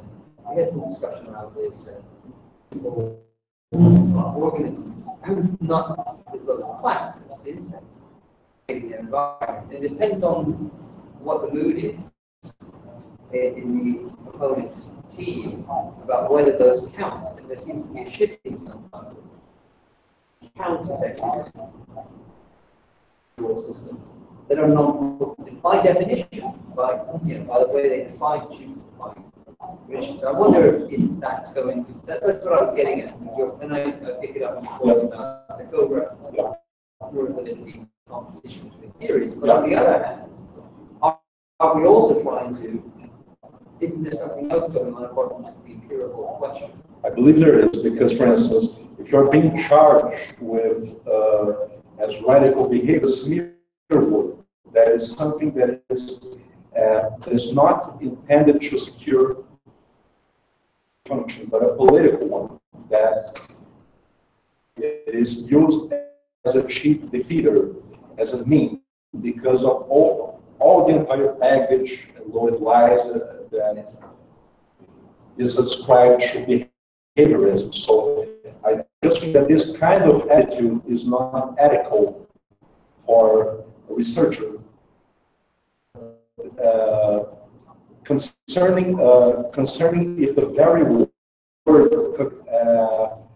is relevant for such a radical endeavor to maintain its views, can be discussed because we are only calling it cognitively, perhaps due to inertia, because about action and perception and behavior is as if that term is encrusted in our language games, in our conceptual schemes. So perhaps it makes that due to the conceptual ancestry, be the case that it would be politically better to abandon it and embrace the behaviorist moniker, because after all, it despite all the bad rap that it has got, it is a respectful intellectual tradition. Such a shift could be wiser, but I'm not a politician. I wouldn't know how to argue about that. In the title, just anachronism is the opponent here. And that's fine. I mean, that seems to be the target exponential, right? So we can also agree that that's the best label, but that's the idea, so that you get into a battle between the two. But yeah, I mean, look, if somebody said you had a choice between being a behaviorist or a cognitivist, then I think we would be behaviorist and proud. But the point just would be, I don't think that would sell tickets. The reasons you just said, I think absolutely not. People have made that such a slander notion is, and it's in all the textbooks in the philosophy of mind, so that little usual refutation takes about a page. It's sort of hard to sort of sell that on the streets. Yeah. So let's take this video.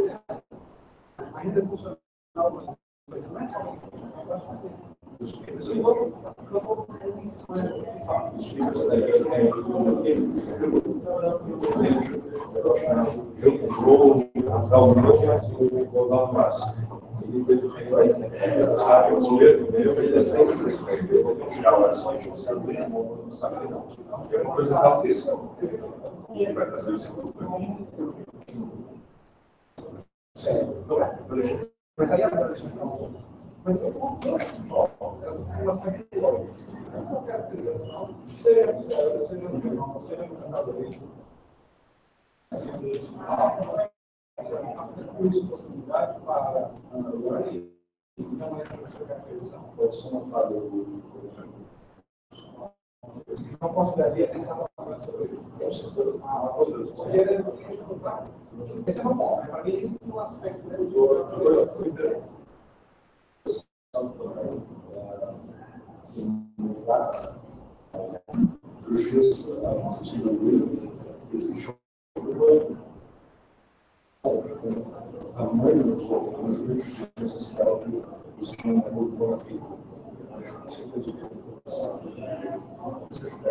sabe, a legislação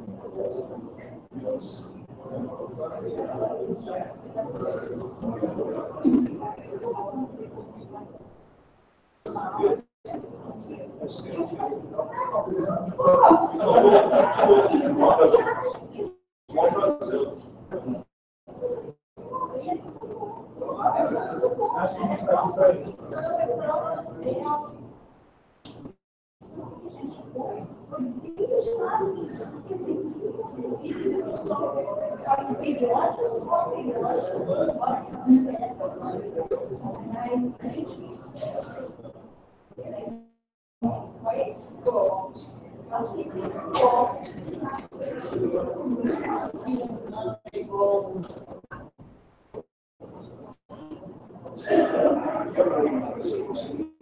Junto aos usuários, seria mais interessante você chamar o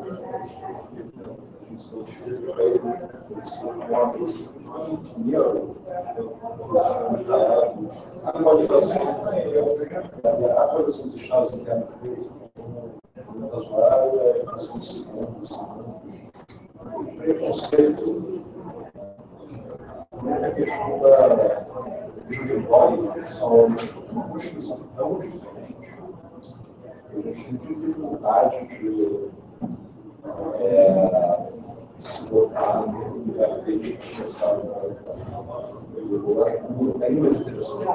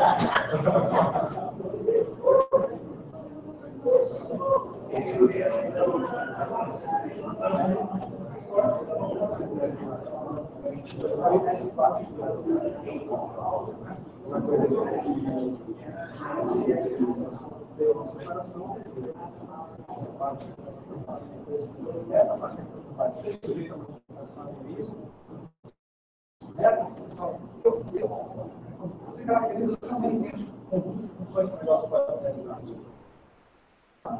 E é sujeito a uma definição do que é o campo. Então, sujeito a mais isso vai ficar. Cada instante, ele é Isso que eu sugeri, talvez a informar Jesus seja não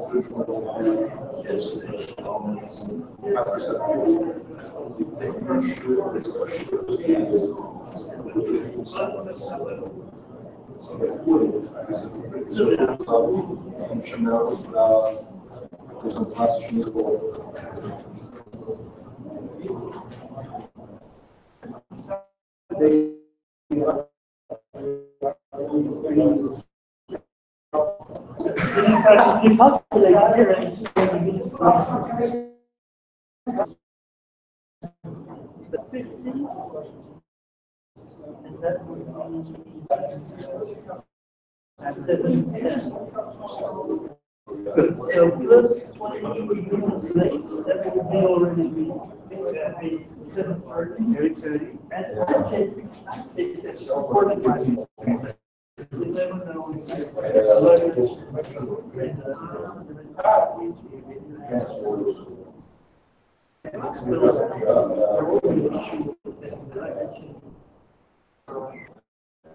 So I would be this airport.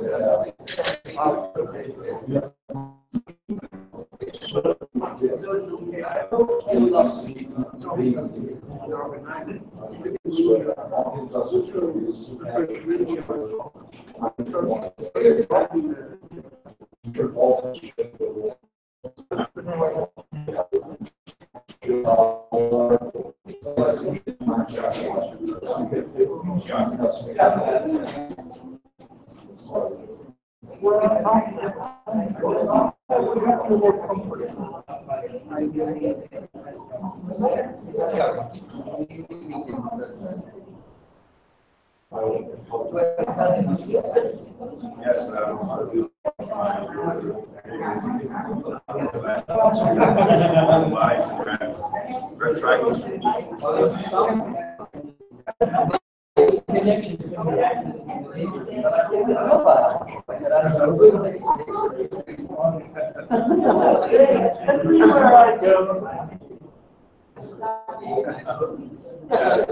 trying to understand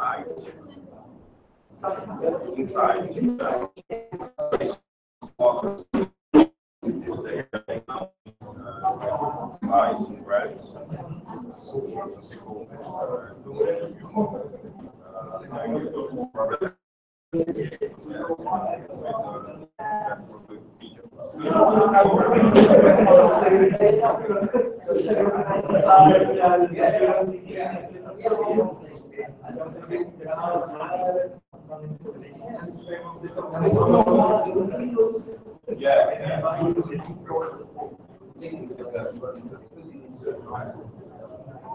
We are now trying to use that model with mice and rats. What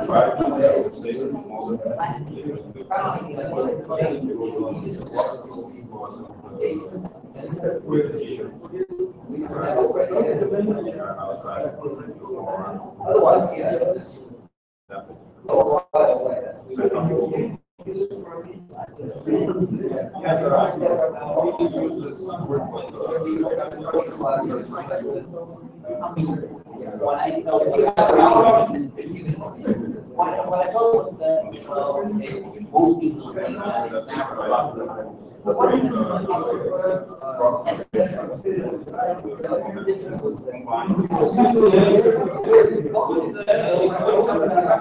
people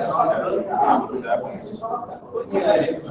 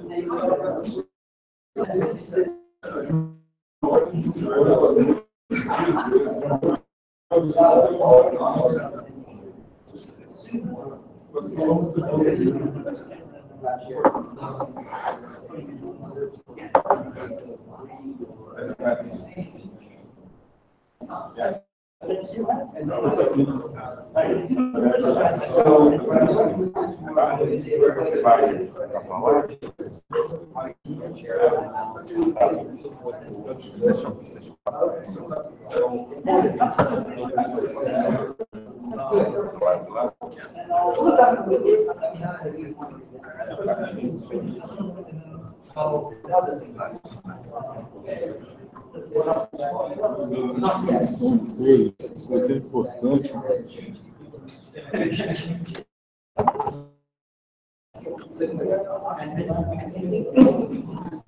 Esse computador aqui, ele não é importante aí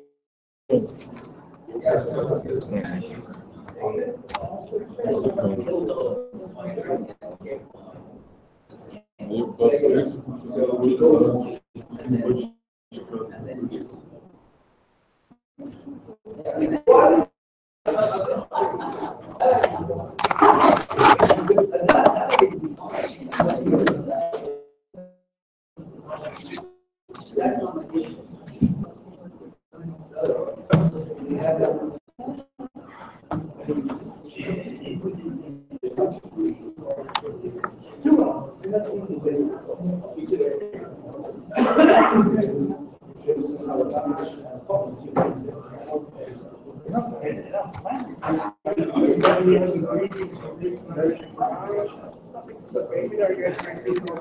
Starting at 9.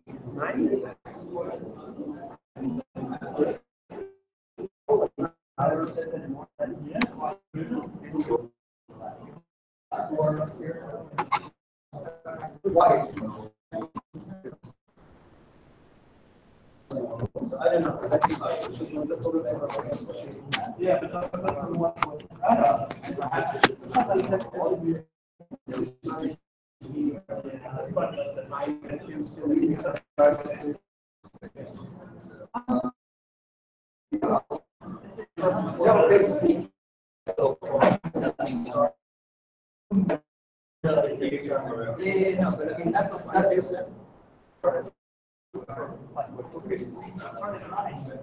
yeah, we're pretty convenient. So just half an hour early.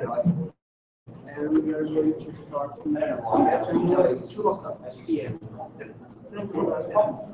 Push everything for 2 hours. Then we have to brief just another last.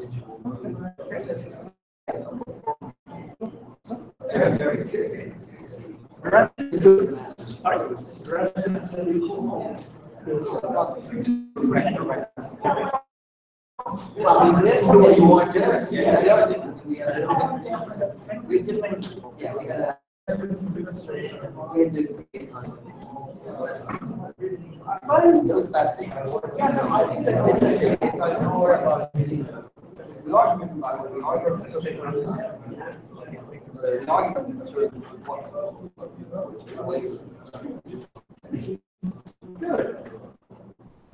Sorry. No,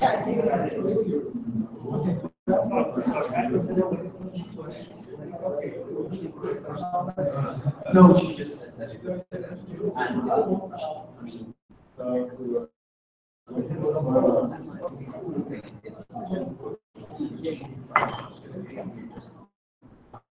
yeah, and you can't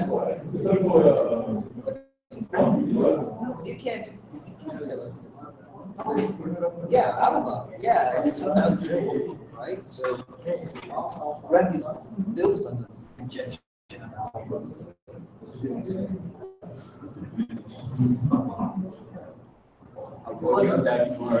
No, it's true. I mean, very come on to the first instantiation. Point determinant.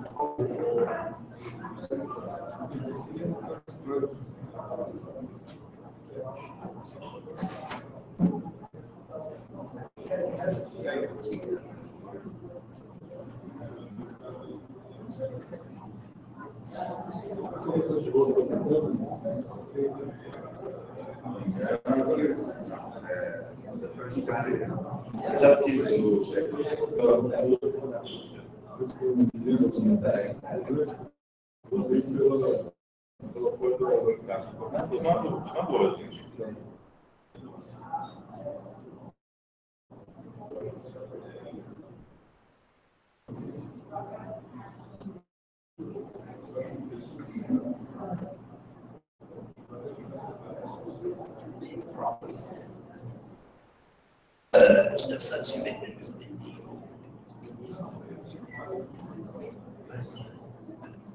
Yeah.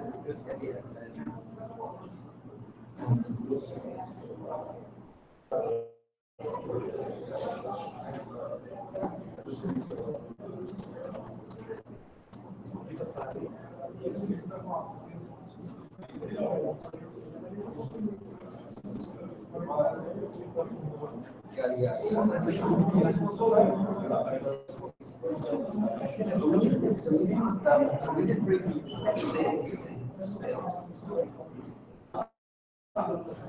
you got the 30% adoption.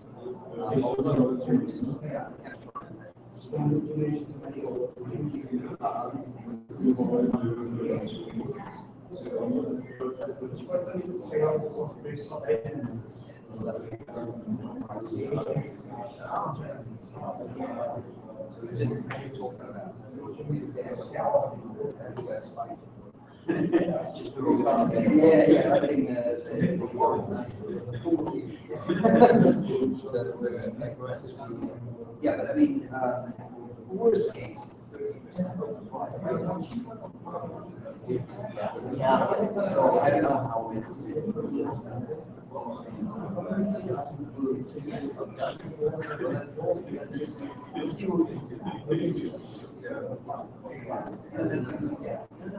Já mandei, Marcos. Já mandei. Yeah.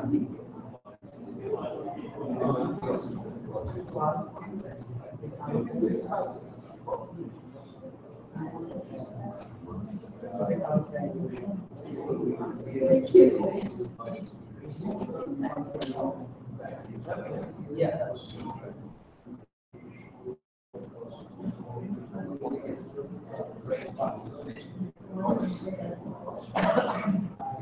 Just put out a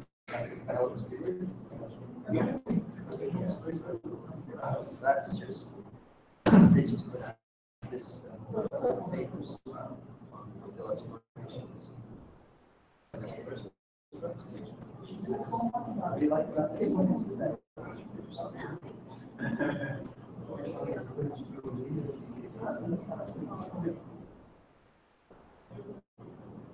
I didn't know.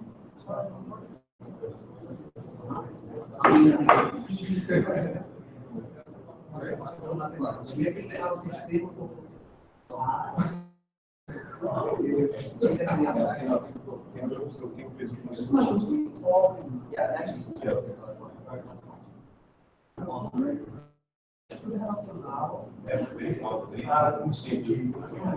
Em teoria geral do sistema. It's price pool. Mas você precisa entender esse equilíbrio tradicional. E é uma coisa bem simples que você tem que ver. Como é que você deve um negócio mas vai lá no nosso evento, vai achar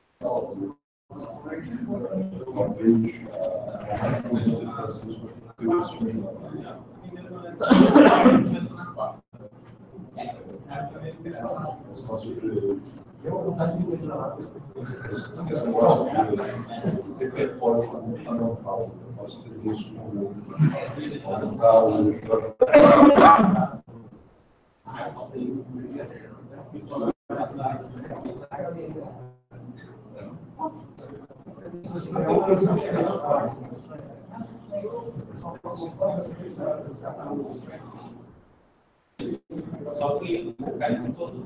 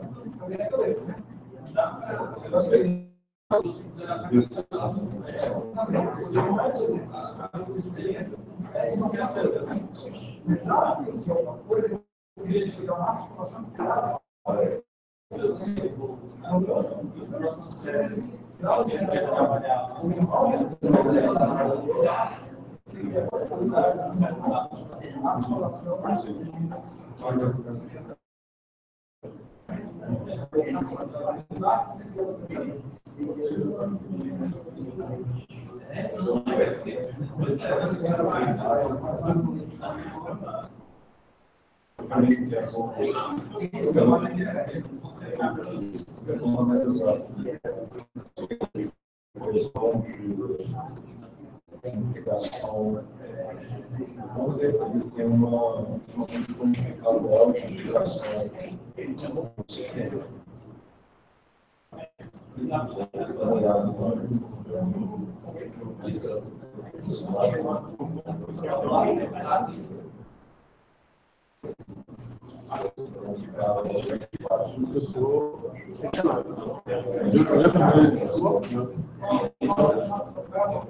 Já disse.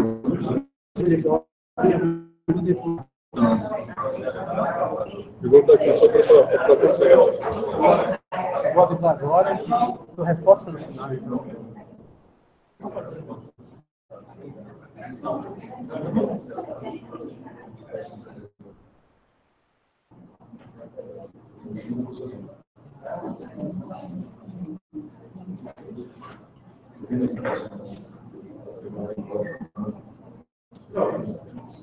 Let's talk before I have something to announce, we are going to start more at 9. We're going to push everything now. And we're going to start after the lunch at 2. Okay? So we have a very short lunch time. Okay? So we start at 9 in the morning and at 2 in the afternoon, and everything is the same in order and the same time. Okay? Yes, it's more be very sharp and hard respect time. So now we're going to have our last talk from San Carvalho. We'll talk about reduced time, mind content, representation, and other non-exports. Well, good afternoon. Thank you for being here at the end of the day. Above all, I'd like to thank you, Marcus, for organizing this meeting and for the very kind invitation. These days have been very interesting. I'm not a PowerPoint man, so I do not use those beautiful PowerPoints we saw these days. I will my talk, and I asked Marcus, who gently accepted, to project the text behind me. follow easier. Well, the title of my reading is Getting Clear About Thinking. This is almost a quotation from philosophical investigations. And I will talk about Wittgenstein on mind, content, representation, and other metaphysical concepts.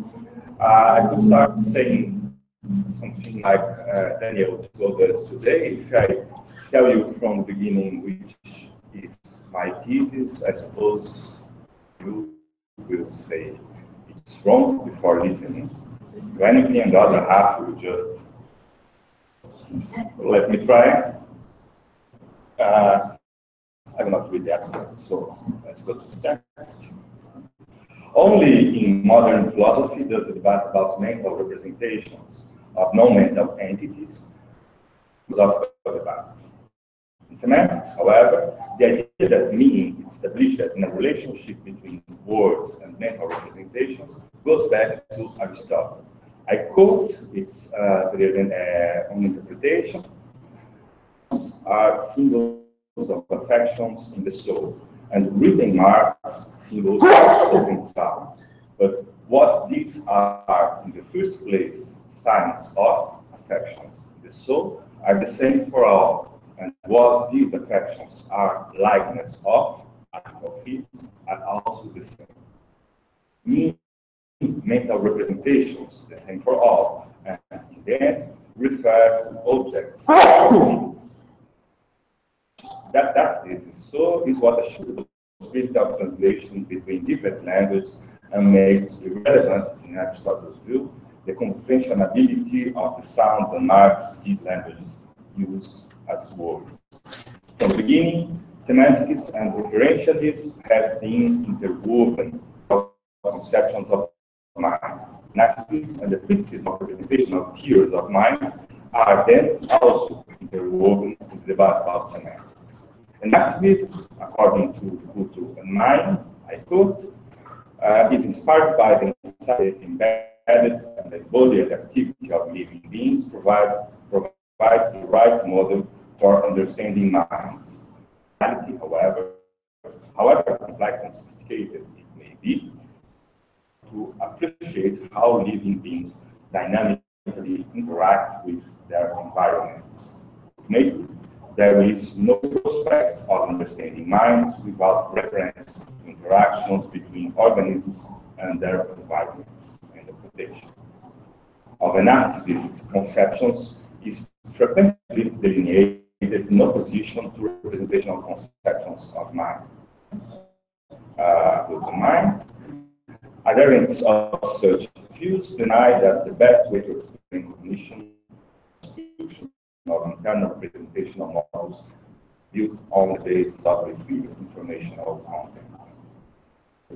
As a consequence, semantical conceptions that deny that meaning presupposes or implies some kind of reference to mental representations or entities, at least in part, with an activist anti-representational term. Theories either assert that there are no such representations or that they do not play any relevant role in meaning and cognition. Philosophy is an example of a semantical conception that contraposes representational theories of mind, plausibly related to enactivism. But Wittgenstein seems to go a step further, not further. His theories further taken together, his remarks on privacy, the so-called private language arguments, psychological concepts, or focus in a very unorthodox and interesting portrait of thinking, mind, and the meaning of psychological terms. This is what I will try to follow in my life. That Wittgenstein refers on that meaning is in some way given by reference to mental entities is made clear, for example, in Philosophical Investigations, paragraph 73. I quote, when someone explains the name of colors to me by pointing at samples and saying, this color is called blue, this green, this can respects to handing me a charge, with the written under the color sample.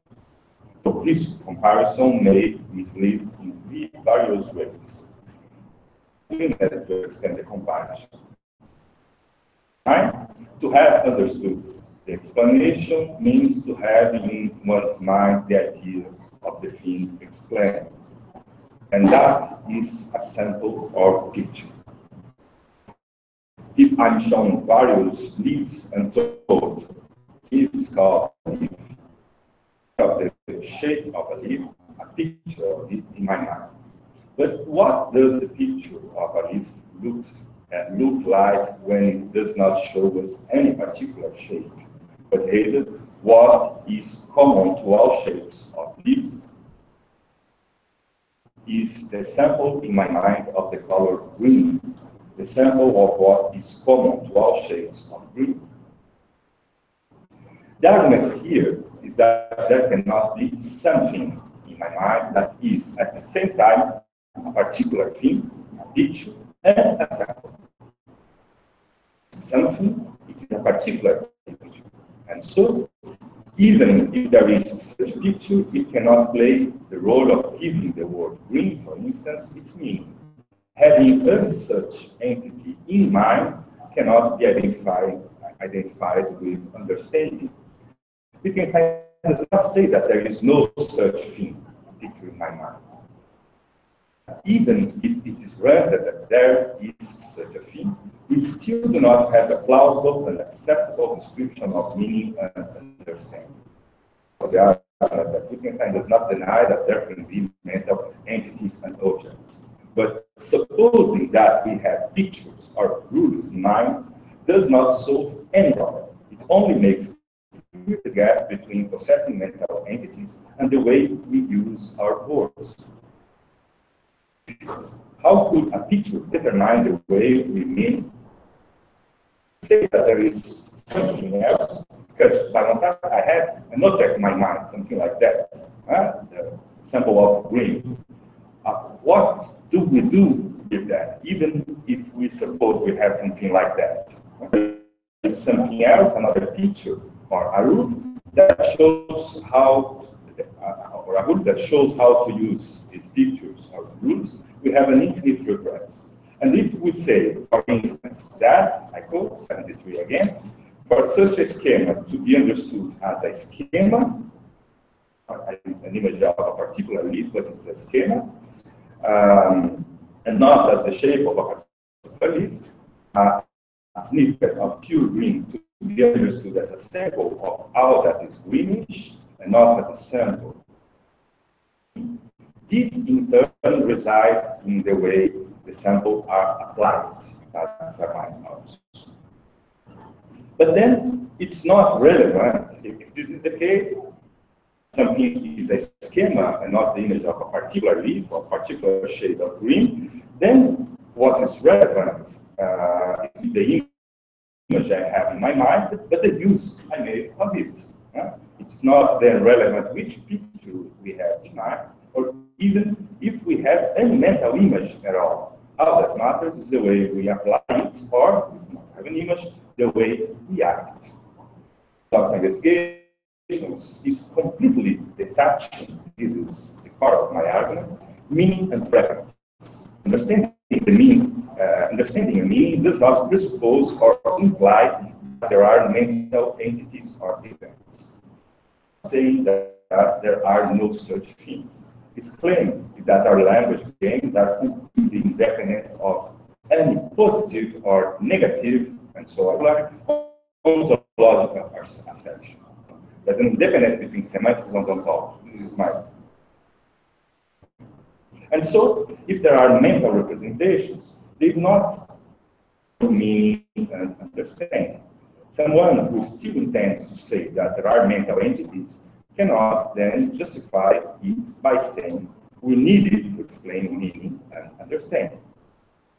At the core of the language debate, the meaning of psychological terms cannot be established as a differential relationship, entity, or experiences we have in mind, not be determined by reference.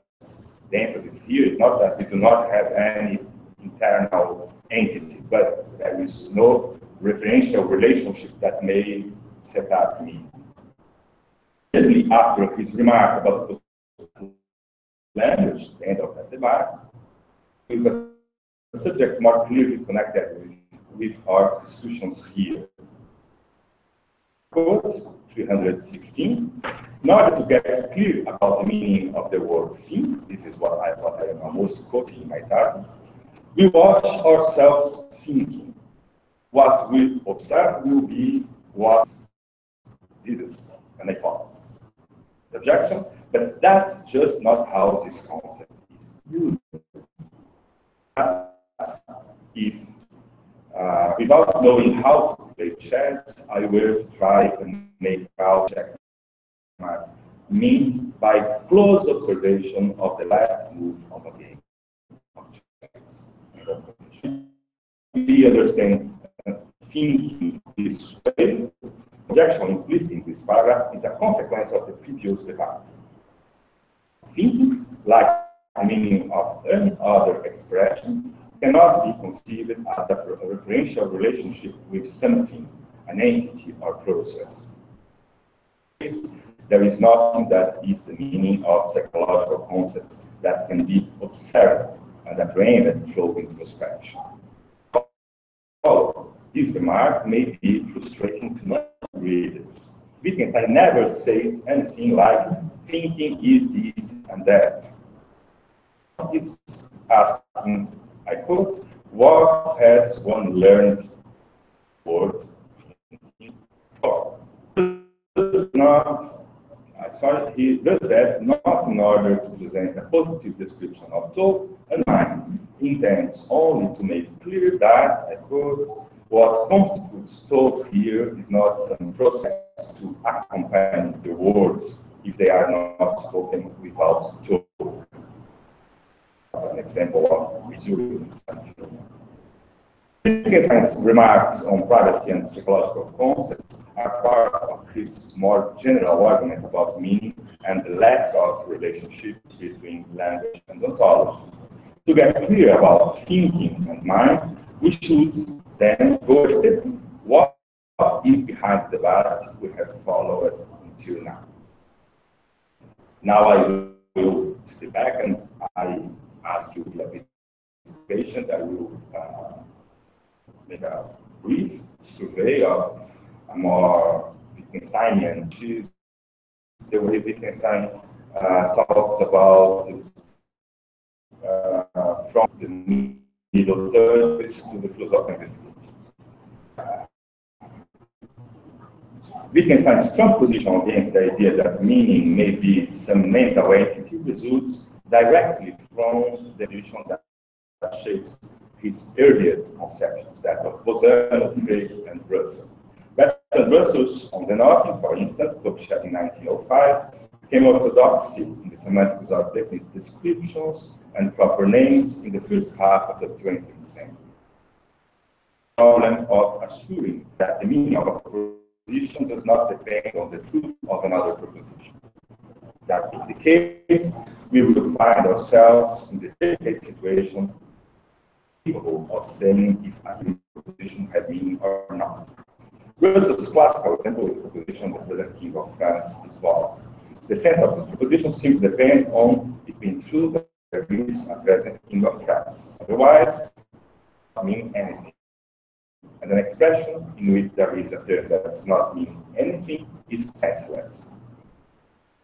Meaning to terms that try to refer to non-existent, existent, or impossible objects. This is the Russell's strategy is distinguishing the proposition's logical form from its grammatical form. The logical form should be uncovered by logical analysis. Present King of France, for instance, the result of the analysis makes clear that there is more than one proposition in it, that somebody presently exists who is the King of France, which is just false. The analytical strategy assures meaning to the proposition, being true or not that there is a present King of France. here, a definite description is deeply concerned with criticizing alternative semantic conceptions, particularly phrase and minors. Much like minors tradition and Bretano, it could be very interesting, but for in my reading, I will restrain the subject. Despite that, his solution does not abandon the core of the previous debate, from the tradition originated with both. It's an essential relationship between semantics and ontology. In a certain sense, Russell turns back to Aristotelian answer to semantic problem. So, it is against this background that on the nothing becomes extremely relevant as a less demanding solution to semantic analysis in a broader referentialism. The problem that are central to Bolzano and after him to the semantic debate of the late 19th century results from the refusal of Kant's intuitionism in mathematics. The supposition that mathematics deals intuition or with representations. To avoid the supposition that mathematical terms mean mental representations or pure intuitions, Bolzano proposes a non-intuitionistic semantic to a domain of objectivity. The way of doing that is to identify the meaning of a name to the object through which. However, the difficulties that follow are quite evident. How to deal with the meaning of names of objects, for example. Bolzano's Wissenschaftler sets the basis for the subsequent debate on semantics and intentionality. It explains meaning by the introduction of a third realm of objective ideas for saliency.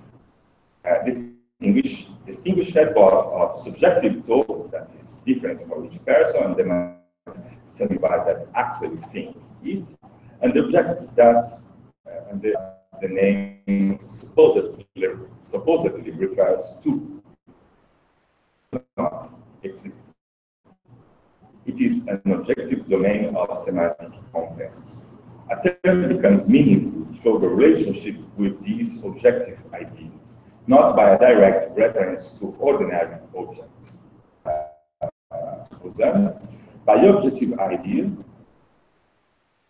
a certain something which constitutes the meaning, constitutes the immediate matter of a subjective idea, found in the realm of the actual. An objective idea does not require a subject, but subsists, not indeed as something existing. Certain something, even though no thinking being may grasp. It's not multiplied when it's told by 1, 2, 3 or more beings, unlike the corresponding subjective ideas. And many times. Hence, the name objective. For this reason, any word, unless it is ambiguous, designates only one objective idea. Subjective ideas which it causes. By object of an idea, I mean that something sometimes existing and sometimes not existing, of which we say that the idea represents it, which it is our representation. Russell, talking about Maimon, we call this a kind of fantastic ontology. A fantastic ontology is an ontology that says that objective ideas are things that sometimes exist, sometimes do not exist. Something subsists but does not exist. This is understood as a relationship between a name and its meaning, presented by Bolzano as an objective content, an objective idea. He introduces an intermediary element whose function is, at the same time, to guarantee the objectivity of meaning, differentiating it from subjective representations, and solve the problem of the meaning of names of non-existent objects. The role of these objective ideas is to eliminate the problematic supposition of a direct reference to objects, introducing a something that has objective reality whether or not exists an object. The fundamental elements of a referentialistic semantic are preserved meaning as a relationship and the association between semantics and ontology. Words do not refer properly to objects. That is why we will call it an intermediary referentialism or a reference to an intermediary. Theory. Centric ontology that echoes Platonism. There must be something, an idea associated with each meaningful word, even if nobody ever talked about them. That they subsist. It is an ontology of few words, as Frege names it, described as a necessary condition to avoid subjectivism in semantics. This three-word model became enormously influential in the late 19th century. It was rediscovered by Martin, Twardowski, and Frege. Martin and Twardowski, for example, will try to make sense of Brentano's originality, recurring to Bolzano's three words ontology. It is, for instance, undoubtedly behind Frege's distinction between sense and meaning. In a more visible way, in the ontology of Derrida, Frege, Russell's on the north and Wittgenstein Verteer, hairs of Frege and these semantic conceptions. Further, this comprehensive and plural debate that includes all Brentano's heritage makes itself present in Wittgenstein's work in 1929 and 1930, when he identifies relevant problems in the Trattorian conception of the relationship between language and ontology. These lie precisely in this position that simple objects and they make clear how much the thesis remains in the context of the semantic tradition of Bolzano and Russell. Of the pervasive interest in Wittgenstein thesis results from his strategy of presenting solutions to the problems that concern Frege and Russell with an extremely narrower set of presuppositions. The text gives us the idea that there are logical laws and logical objects that ordinary language does not present for meaning, and that analysis relates to an artificial language, that false propositions in some way refer to false facts, and replaces conceptual proof. But Wittgenstein's philosophical development after 1929 makes explicit some very problematic commitments of the Trattorians. Semantics, the way it solves the infinite regress of analysis, and how it guarantees that meaning does not depend on truth. That there are simple names that mean simple objects. At first, the problem was explaining incompatibility of two colors to the same part of the visual field in terms of independent elementary propositions as demanded by the Trattorian conception of analysis. So we present an alternative to this conception of analysis, or we will be led to conclude that there is something necessary in the phenomenon or in the outside logic, color exclusion. Means abandoning the core of the Trattorian conception of logic and language, logical necessity, and going back to the old contraposition between a pre-Kantian metaphysics and a psychologistic empiricism a la Hume. From 1929, the core of these debates and remarks on logical form, Wittgenstein still searches for an alternative to solve this problem within the Trattorian framework. Soon after writing that paper, Wittgenstein recognized doing that. And understand that the central issue concerns the idea in the end, the way, do refer that the difficulty is with the mitigated conception of that is kept in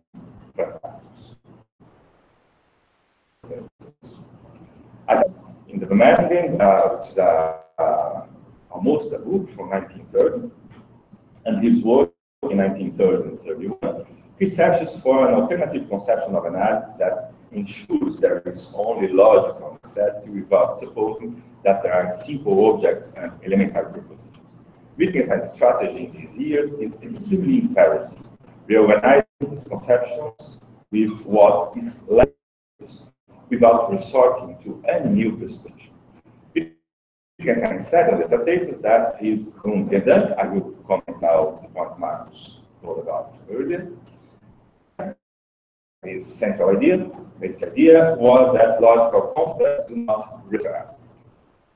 Instead of this explicit contextualism, in the end, do refer to objects. In contextualism or referentialism in the Tractatus demands a careful analysis that conciliates its remarks about simple names referring to simple objects with its defense of context. Do refer to objects, I will just present an answer, not elaborate on that. Names do refer to objects only in the restricted sense that they hold with other names the same relationships that objects maintain with other objects. What refers is the entire network of relationship the names have with each other. This is what I'm calling a mitigated conception of referential. Results is a kind of holistic mitigated referential. From text from 1930, Wittgenstein replaces the idea that any proposition has a unique and complete analysis. Is a conception of analysis present in Tractatus. That relationship between language and reality that ensures phenomenon, reality for him that's really the phenomenon, is partial and complicated.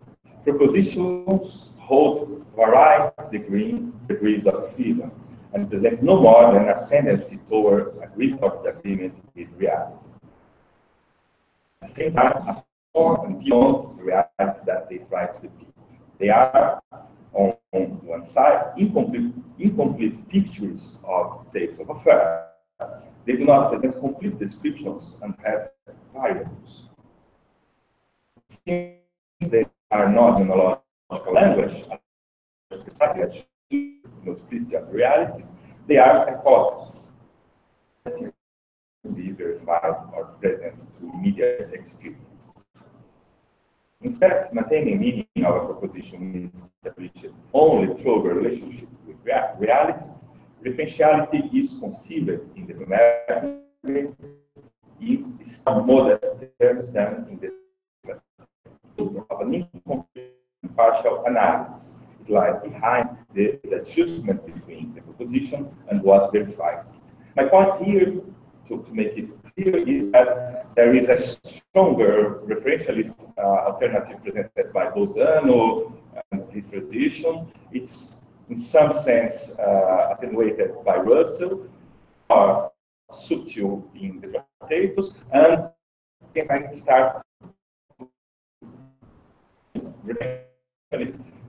from 1930 on. This text from 1930 still has some references, but it is clear that the part is dealing with. However, Wittgenstein's philosophical development after 1929 is very fast.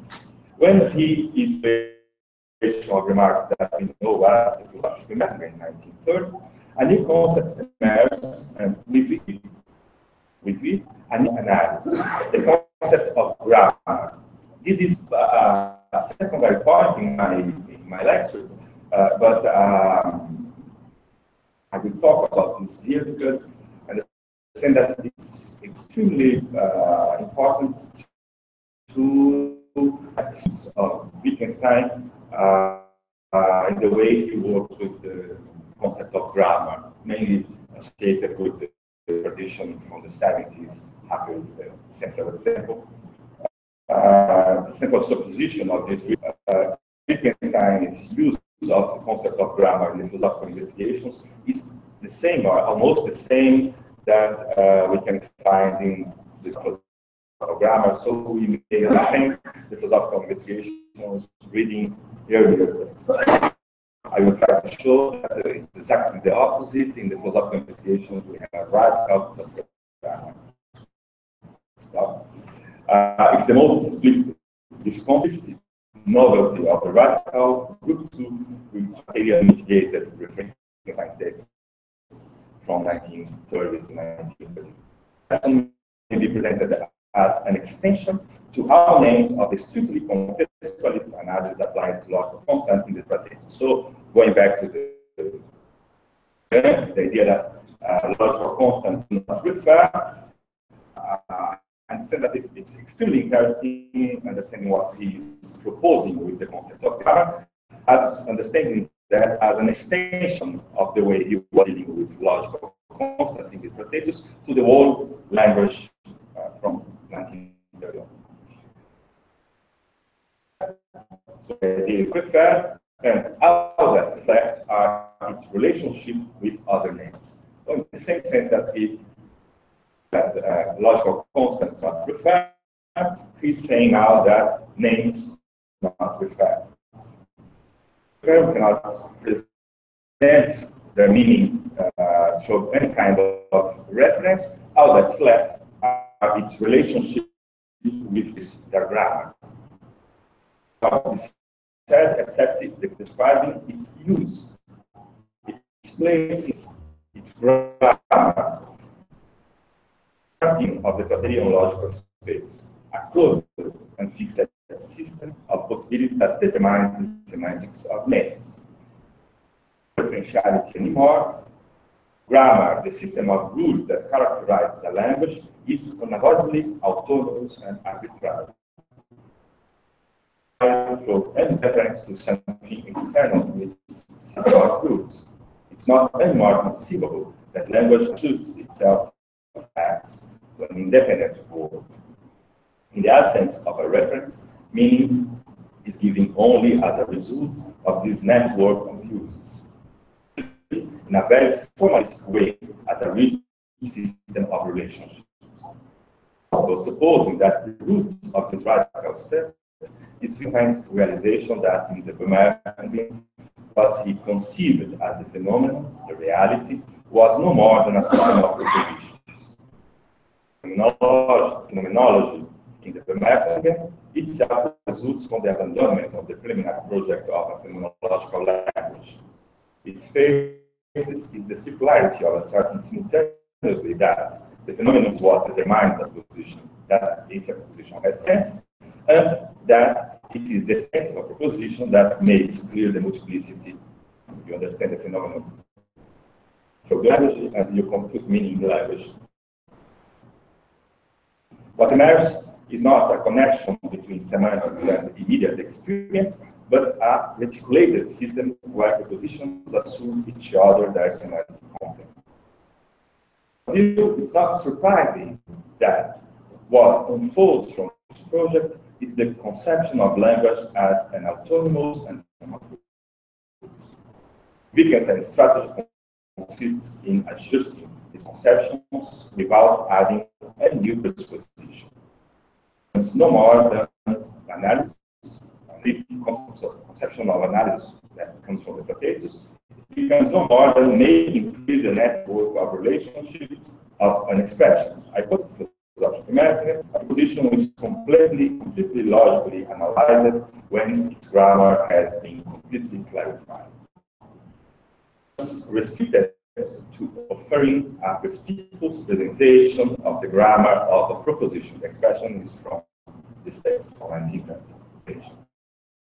Even the minimalist reframe of things is left behind. An essential step of and ontology, but it's not defined well. Wittgenstein's work between 1930 and 33 roots play in logic. The big tax script, it's a tax script from 1933 from this form. Using a vocabulary that is still criterion, of a term is treated as its use. The concept is used. Use is relevant to the Since use is governed by rules, what is relevant is not the actual use of the term, possible use. Not to the people use, but to how the possible use. Meaning is given by the rules behind use, the rules that determine use. So he could talk about rules exactly because you present use that is determined by a certain rule. Rule is a kind of synthesis of, and rules constitute a system, a calculus. Language is then a calculus. The analysis consists of making explicit the system of rules behind our use of words. I quote, the system of rules determines the meaning of its signs too. The meaning of the role, the meaning is the role of the word in the calculus. Questions about grammar and rules observe continuous adjustments. It's particularly concerned with collaborating in a system. The counterpart of the Cartesian characterization of the meaning of a word as the totality of its use is an extensional determination of meaning.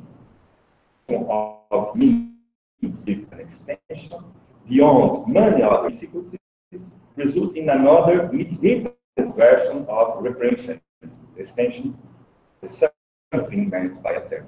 This is not an easy part. What I'm saying is that, well, that step from 1930 is not the last one because we start talking about use and rules.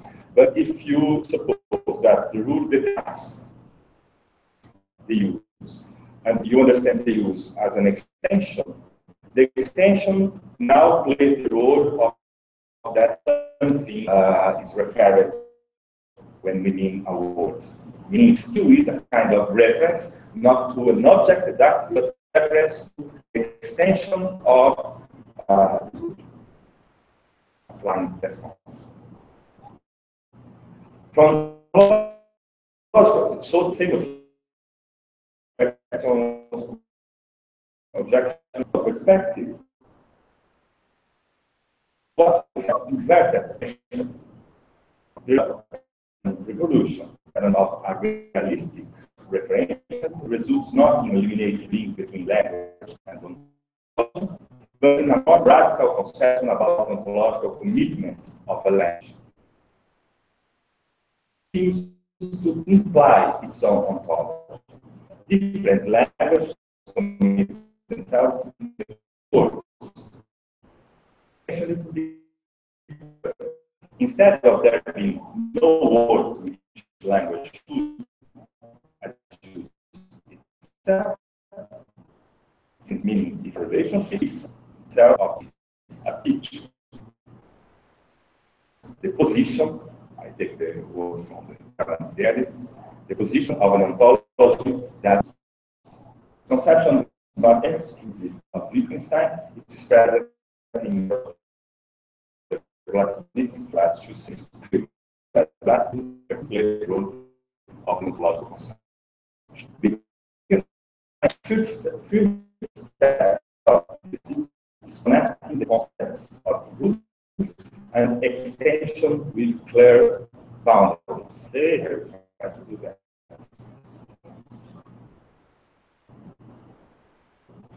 The demand for a clear and exact delimitation for the use of a term presupposes that clear and exact have a meaning that is independent of the context of its use.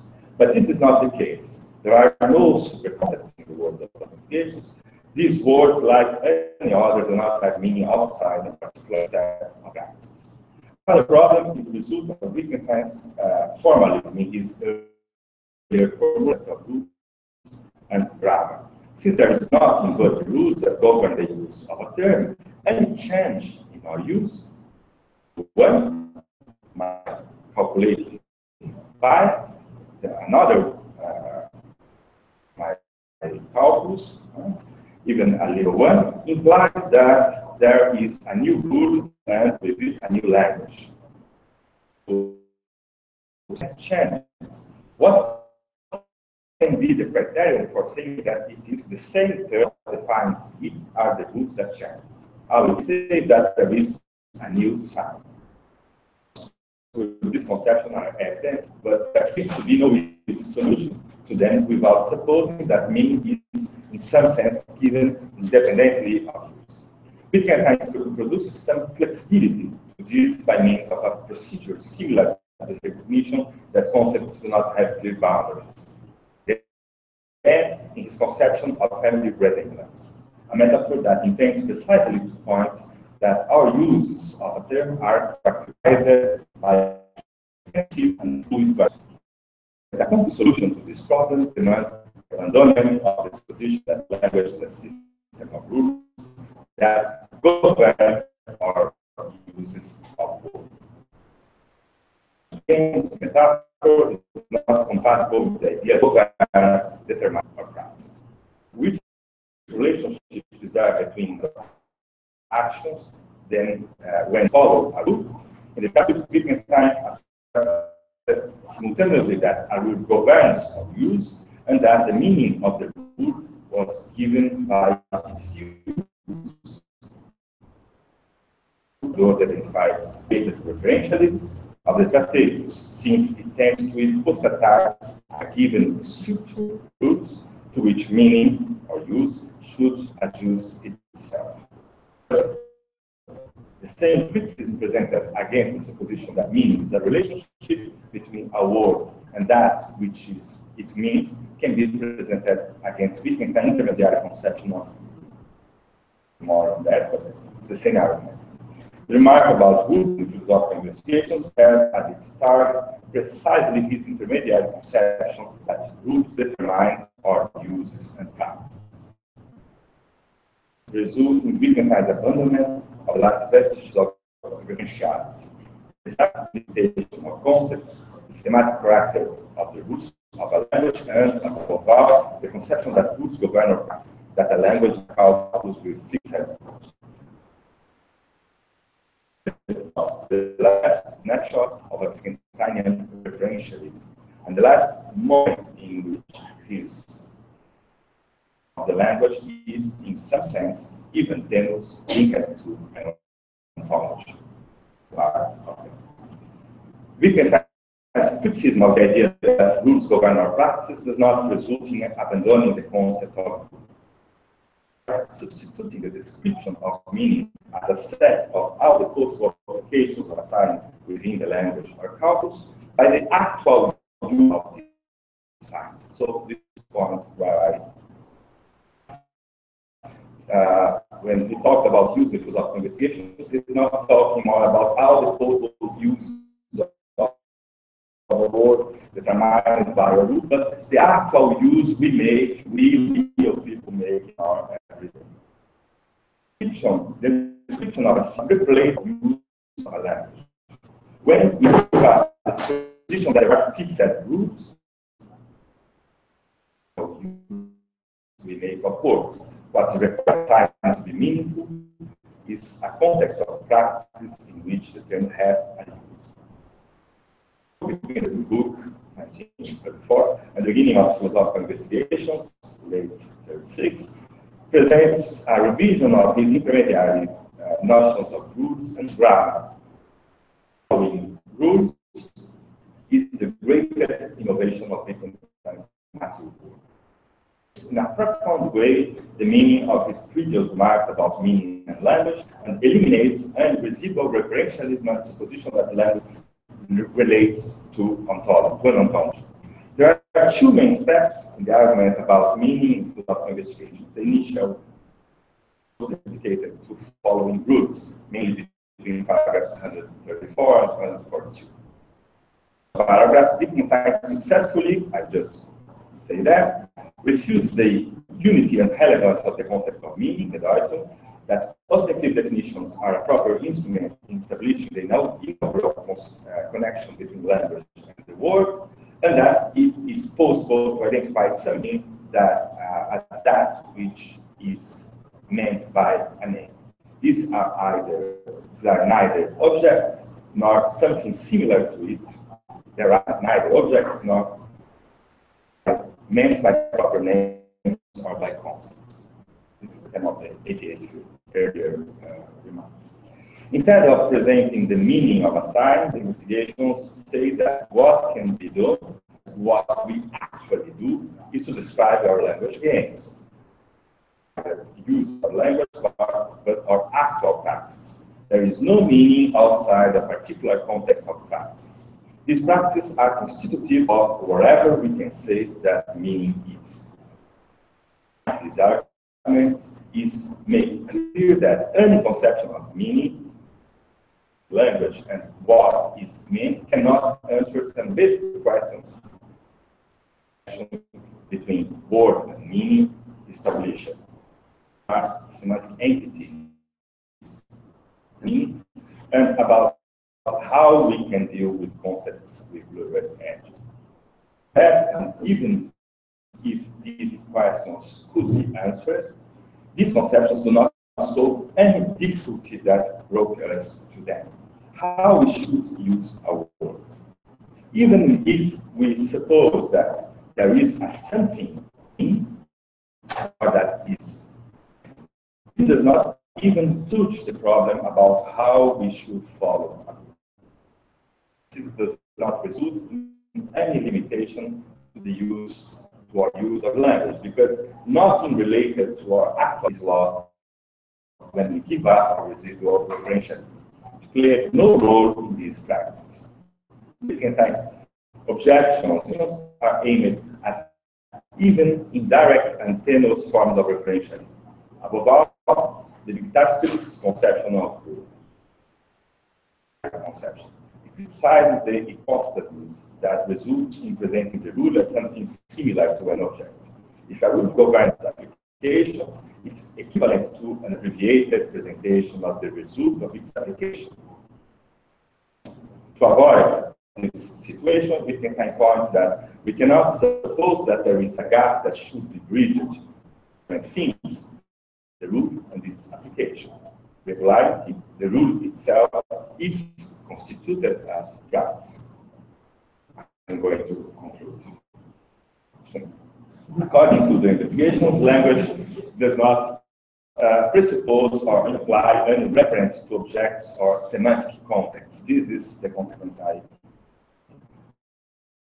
does not presuppose or imply any reference to objects or semantic context. The language and meaning as a relationship between word and reality. It presents, through our investigations, presents language as part of our practice, independent of an ontology.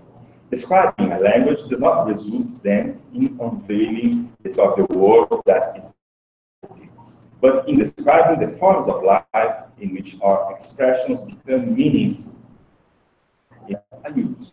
The role played by analysis in this early philosophy is now performed by the description of language games and practices. Wittgenstein's long and mainly negative development, we abandon previous presupposition without adopting new ones. Development.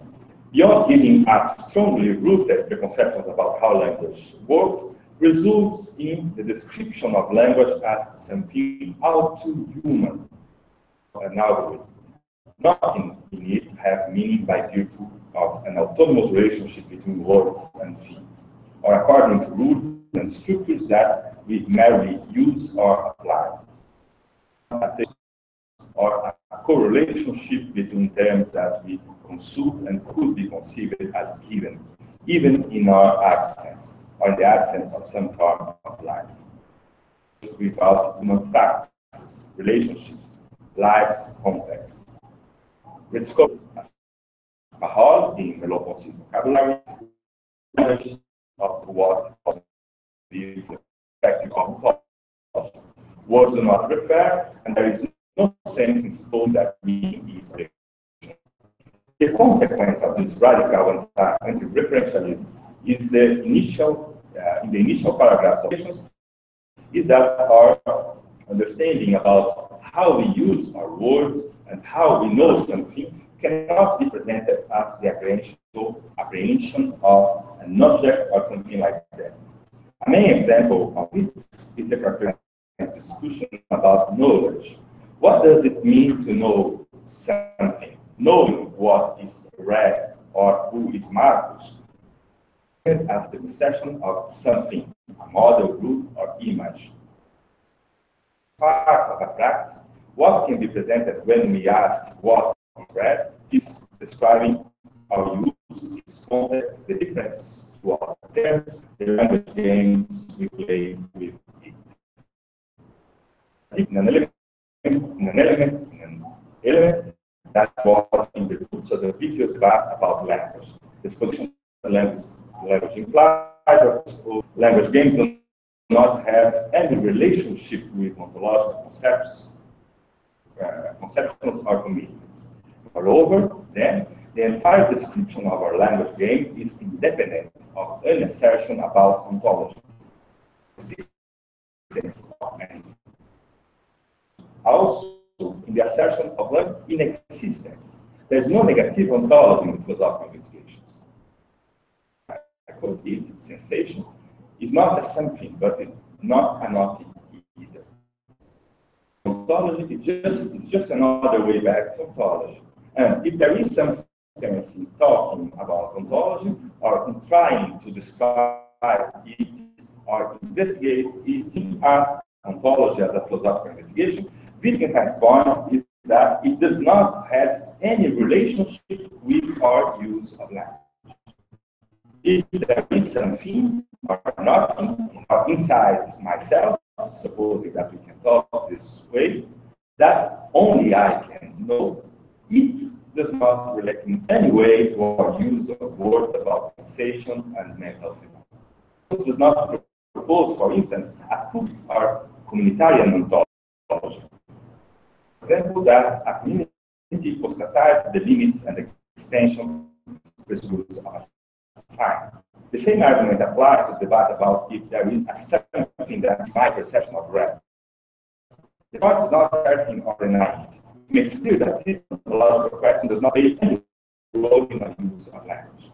We never find in investigations the assertion of a negative ontology as the counterpart of its refusal that there are primitive entities or processes like things or perceptions. That it had not refused that there are not concretized those leaves or things. This debate is like a quote, a well that can be turned through nothing else moves with it. It is not part of the mechanism of our language games. All we have, all that is left, and all that we need to play the way we do is the use we actually make of these words in our practices. It's not a philosophical investigation of language that will support the project of an ontology, realism, idealism, relativism, and anti-relativism, which flourish in the domain originated from it. The result is a perspectivism that should be differentiated of relativism, a conception usually associated, at least in a way, to the debate about ontology. It is identified bipolarity as a mark of meaningful proposition.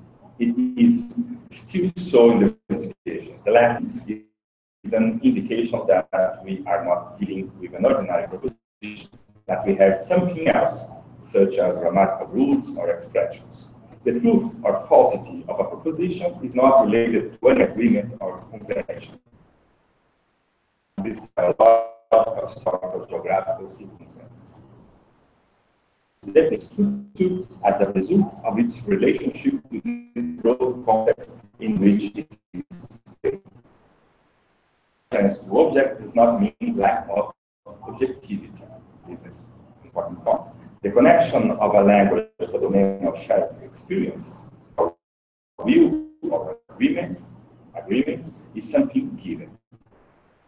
Language games are always in a context of shared objectivity. It can be understood and described as a dynamic and complex processes in continuous transformation.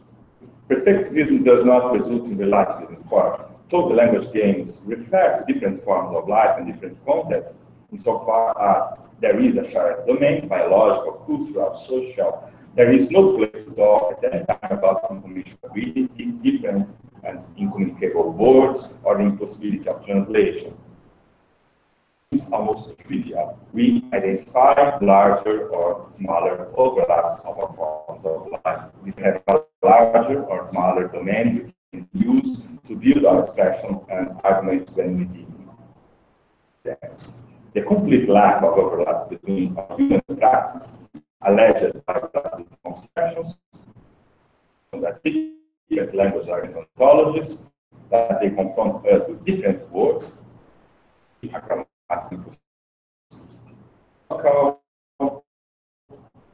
emptying of language undertaken by the investigations intends to show that suppose an ontology is unstable. An ontology does not guarantee meaning. How these rules and objects are used. Requirements to a regular use of words. Assessment. Metaphysical knowledge back added to our description. After all, what is left is the task of understanding language as part of our everyday and ordinary lives. It is this project of describing and comparatively practices without recourse to an ontology, a kind of anthropology, it's correct, conceived as anti-metaphysics, the description of our diverse forms of life that for Wittgenstein will be associated with organization, bringing it back to the raw ground of our lives, where we create our words and thought. Wittgenstein does not just conclude and talk about the proper subject in the beginning. Wittgenstein does not propose a new concept of mind or an alternative to representation of conceptions. It would be mistaken to suppose that his philosophy is part of this debate, or part of the debate about Enaction. And when it deals with psychological concepts, its concern is with understanding meaning and language. And in the same sense that he says our words do not refer to mental contents, he also says they do not relate to perceptions or embodied processes.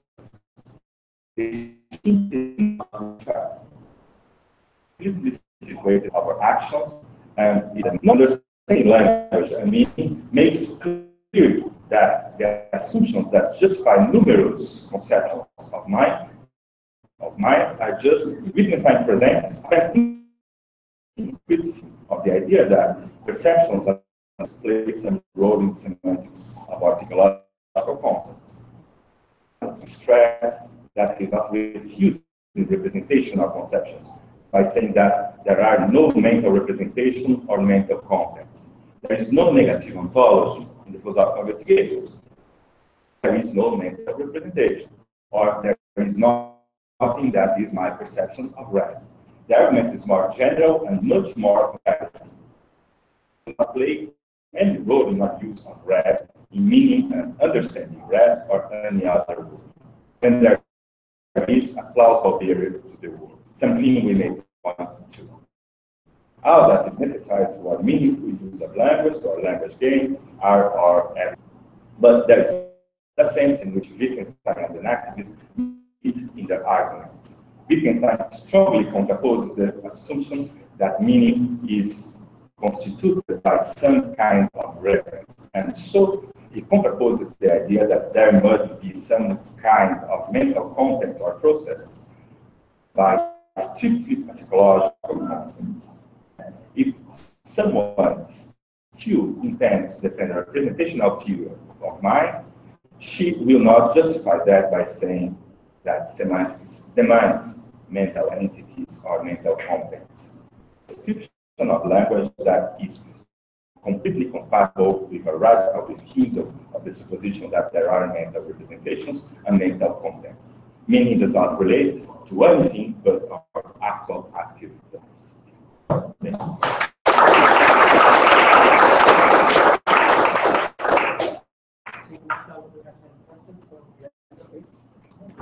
So thanks, that was great.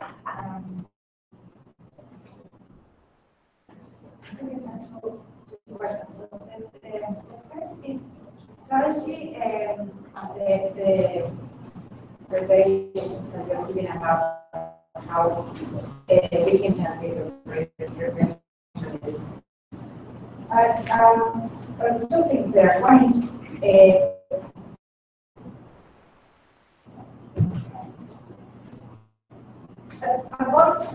that there isn't any, maybe that's not related to anything, but our actual. But it seems to me that even if this, whatever facts there are, do not like a reference or concepts, or that's not the way of understanding rules, and still, with you know, things, right? I don't know, things wouldn't be the right word for it. A lot of, you know, pain, sensation. So all of that comes into it, may come into it, and will come into it maybe from the process. But I guess depends on the mind, right? So this is a whole clarification. Hopefully you'll say something more about that. And the second is about the use the notion of form of life in the plural, talking about overlaps. I think this is a big issue, and yeah, I don't know. Okay. Yeah, I will have parts on that. I didn't give up the others. This position that there must be a relationship.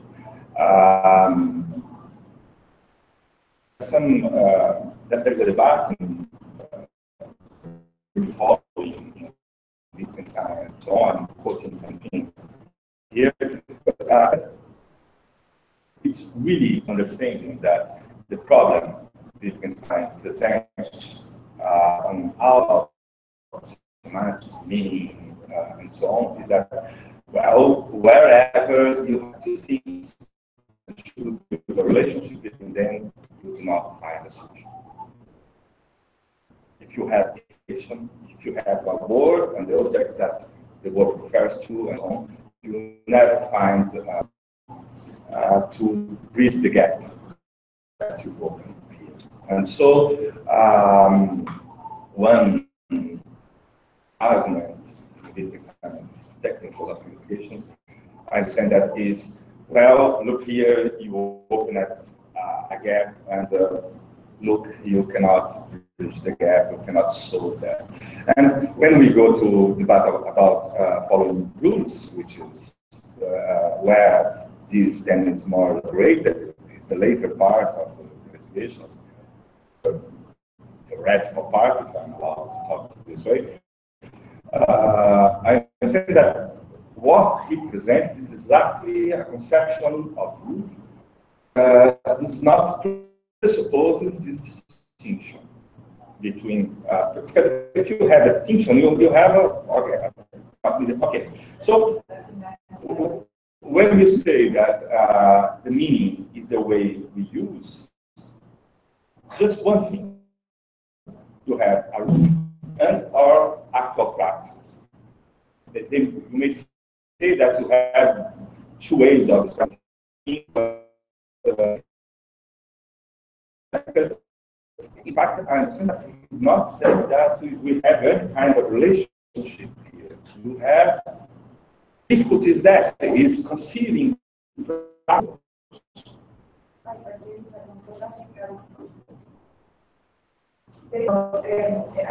see the point. It's not a relationship, it's the same thing. But there is the, what would be the right word for this? I don't know, but it's an ontology.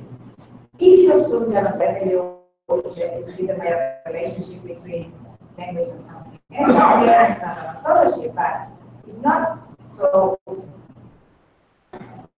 concrete, actual. And so there's a way in which you can understand these as, facts of our lives.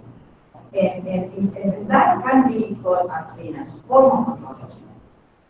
That was the word. Well, I understand that, but that I really, it's problematic because if you're talking about a kind of autonomous practice without reference and so on, but what we're saying has as its counterpart an ontology.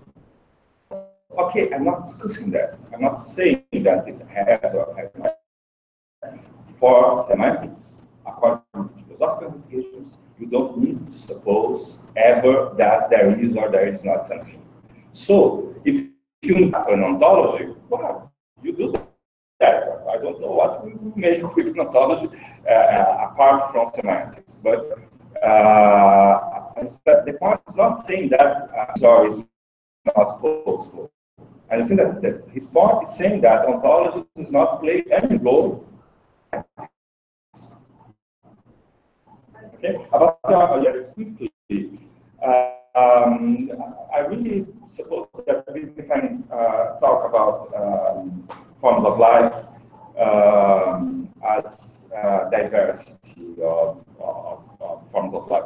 If you read, for example, his lectures on aesthetics, exactly simultaneous with the beginning of the philosophical investigations, you find a lot of different types of different contexts. So, in fact, I suppose this has textual support in the end.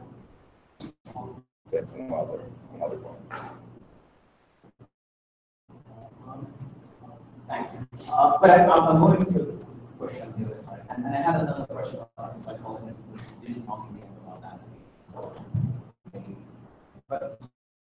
So I'm thinking about an alternative reading of the issue, and maybe it's on the other side as well. Whether Wittgenstein says that you can say you don't know how things are when you're using language, but rather there's many things that way can be in order for language to work. You are talking about the world, but the way you talk about the world is different. So there is what I was looking for in order, but I didn't find it, is that there is no one thing that's daily, but that could be understood as there's many things that meaning is. And I was wondering what think about that. Language. There are many things. There is no thing that meaning is. So I was looking for it. Okay. There is no one thing. Yeah. It's not always this function, but rather we talk about the world in different ways. Yeah. But we're still talking about the world. Yeah. But then you aren't going to ontology. Yeah, I'm sorry, Daniel, I will make the joke. It's quite curious how people when you say ontology. How would we survive without an ontology? Because my point, I will say that again. In fact, just repeating. But when you suppose there is something, talk about taxi when I have it. Suppose I talk about a memory and there is an head. Okay, which is the argument? Is that okay? What will you do with that? Nothing. Your problem. That does not give you the rule, the way you will use the word pencil or memory or and so on. So that does not solve your problem. So when you describe how we construct meaning we use, you are not describing any kind of relationship between the word and something. You describe a praxis. So the point is that language does not imply positively or negatively an ontology.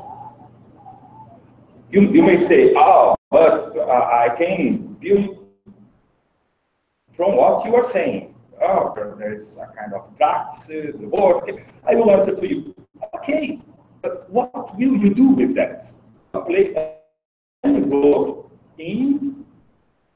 So, which is our intention doing that? Why do you need? Because to explain the meaning, you don't need that. This is a kind of discussion that is good of suppose I answer, no, there is no ontology. You say, oh, yes, there is. You have ontological dispositions. Okay. What do we do of that? What's the consequence of that? And do you believe that representationalism is just like a form of psychology? No, I suppose that in sort of You were talking as if they were related. No. My point is, I touched that I think twice in the lecture. The first one, I think that Wittgenstein from the beginning of representation is because he is psychological representation, mental images, and so on, because he is in Bretain's tradition against intuition, psychology, and so on. So, but my second point is that when we talk about mental representation, which is the objection to that? Well, they play the. So the argument is that if you use the idea of mental representations in semantics to say that the meaning of the word is in some way a relationship with the mental representation, my point is that the argument is not that, oh no, there are no mental representations. There may be. The point is that they do not play any role in the semantic development. The objection against mental representations is about they playing the role of references.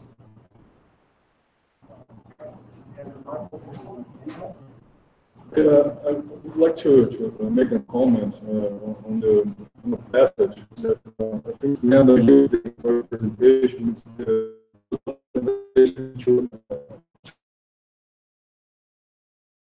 identify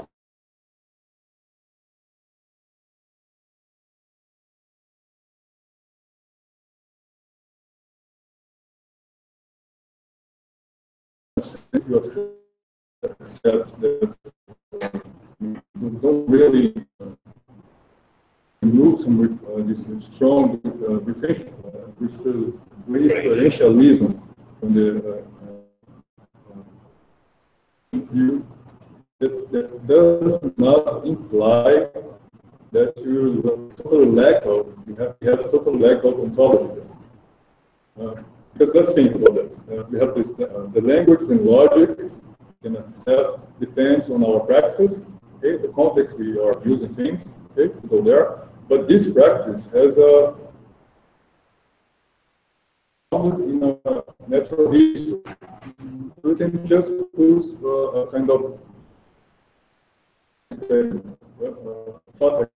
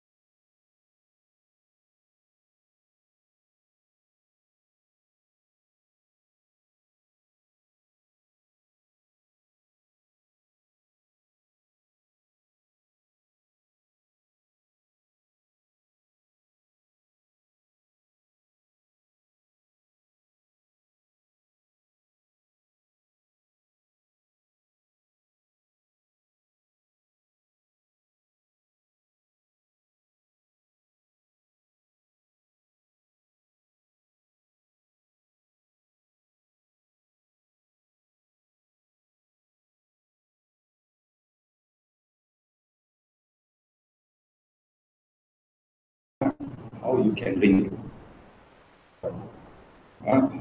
There is you change natural history, you change. Well, exactly that we are talking. It's exactly that we are talking about.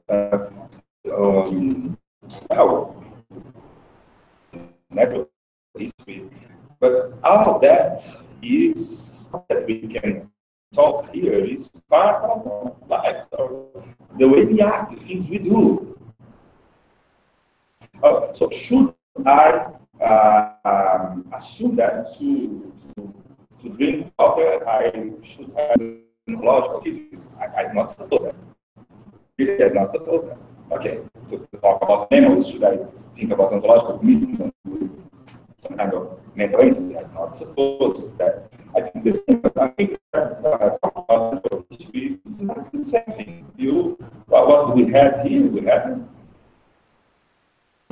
history, time, and our lives, and in that context. There is a context. This is, when I presented very quickly, but took a long time, sorry, but quickly, the Wittgenstein development in the 30s,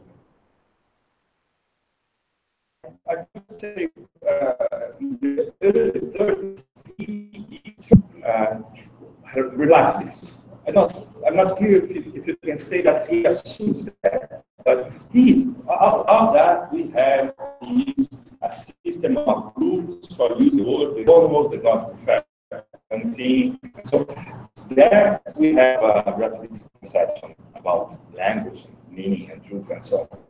That's the point. There is our life. Convention about that.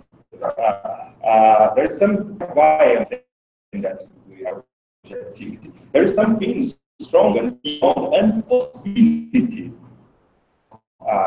conventionality or choices or view, which is the hardness of performance of life.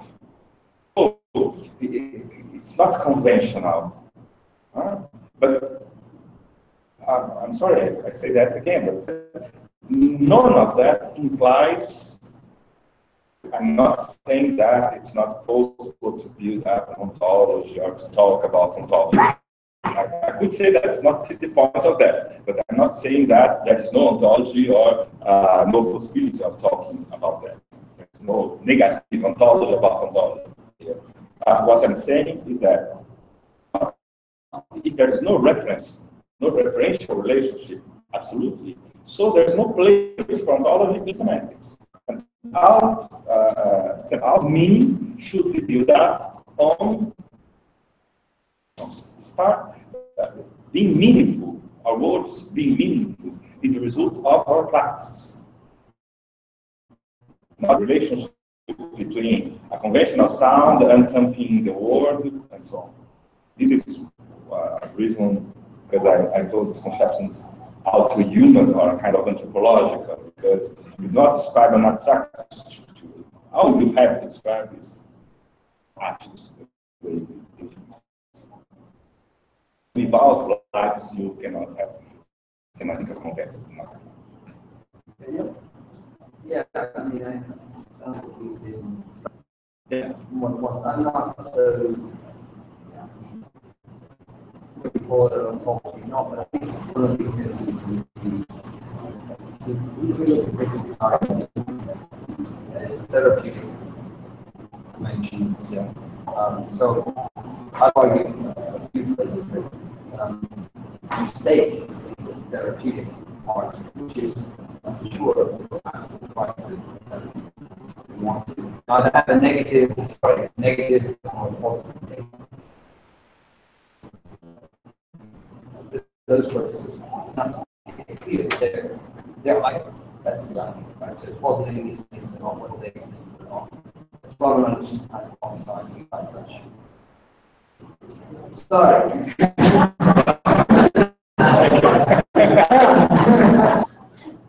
So it's idle to think about, you were talking about mental mental representations, just these queer mental entities and queer media. And I was going to, for those purposes, does strike me. I mean, I wouldn't use the language of ontology in the way that other philosophers do, but I mean, these kind of things are just dredged up this quote while we're sitting here. It's from uncertainty. But if we imagine the facts of life as they are, certain language gain some of their importance, while others are important. And in this way, there is an alteration, a gradual one, in the use of vocabulary or language. We use all those imaginary comparisons, all the ideas of pain, how the word pain was different, the these connections were different in this trial. Imagine contingently it was this way rather than that way. Now, the only main point of that is story, more than one story itself. That connects with naturalism. Well, I say we don't absolutely, we won't misunderstand what is think of these words as representing. I like your point. Yes, that undercuts the idea. By the way, that undercuts Milton's project. You're not going to need to get a semantics to explain semantics in language, right? If that analysis is right. That was your purpose. You might be theorizing about minds, and Wittgenstein thinks that's not perfect to engage in those. Those are the Wittgensteinian concerns are concerned about philosophical work, not what I get up to. And those two areas, like he says, I'm not interested in scientific questions. They mentioned conceptual and aesthetic questions. The other. You see, that's actually part of what Ben and I also Bruce say, is that the philosopher in these minds with projects that are built on houses of sand, that they're philosophical confusions that have found their way into the scientific type of people think, and then their rationale for positing what they're positing is pure. Plus, you know, so I think the Miller case is a really great instance. Because very people pushing the Millikan, I think, probably really understanding her own motivations. And when the problems arise, if you suppose that this stuff doesn't arise from the biology, which doesn't, and that's why I think it does, they nonetheless feel compelled to, they're still trapped by some kind of fiction. Still trapped in thinking. There must be something here, right? There must be something. It's not their actual theoretical needs. So here, an activist style approach, I think it makes the two things. And when you evaluate or you get clear about these things, you realize that you don't. You're right, that's neutral in a sense. So that doesn't show that you couldn't. You take the next step and watch what people do when they do posit them. Their rationales are not pure, and you can actually run a Wittgensteinian style therapy on those attempts and expose that they have got good justification. They're not scientifically hypothetical. They're not inappropriate. They're even if they're billed as scientific, they're not philosophically pure activities. That's the idea. Yeah. So, scientifically pure, they're philosophically twisted in some way. That when you get out of it, you're left with things like you can go through the sentences you might go ways. But that's only a set of creatures that don't. And a large part of the investigation is also found out about natural reactions. So you've gone through one set of passages, and I think you're absolutely right. Actually, the extension from getting past the representation of logic, suddenly, I mean, you can almost see as a tool, you can see the investigations of beyond taking that insight and now applying it to the whole language, right? And suddenly you have a way of seeing how these unify this approach. So I guess whether we want to quibble over whether it's an apology or not, when it comes down to it, there's a substantive, it seems there's a positive picture that comes out of the midst of this. The very thing that everything I'm pushing on. Model, understand cognition, or minds, by looking for life, looking for existence. It's still, I think, pretty critical in this program, albeit everything else is fine. And when you apply these style thinking into the philosophical pure attempts, it looks like there's a lot of affinities between approaches. I mean, I think we did that, but I and perhaps the quibble is whether we want to call this an ontology. I think you're restricting the notion of ontology really semantic, which is fair enough. I mean, if you want to use it that way, that's fine. But I don't think that all people do anything that will substantively find this tradition of ways of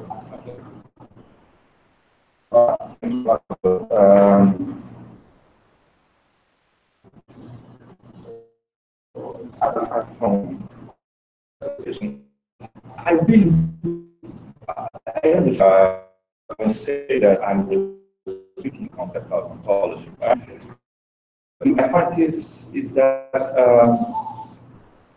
just look carefully to the use we make of ontological concepts. And my point is that when you the relationship between ontology and ethics, ontology becomes almost used. This is so I'm confusing a small part, but I understand that the rest goes with that. I mean, but you have. I'm not really sold on this ontology, but somebody said, okay, because obviously, take the refuge. You don't really want to make any strong connections between semantics and somebody saying, the actual practices, nothing, and you admit that. Yeah, we're talking about living systems and living beings, right? Those all look like and if you frame your project from project with electronic products, probably showing up in role of these yes. Yeah. But if you draw your ontology, but the question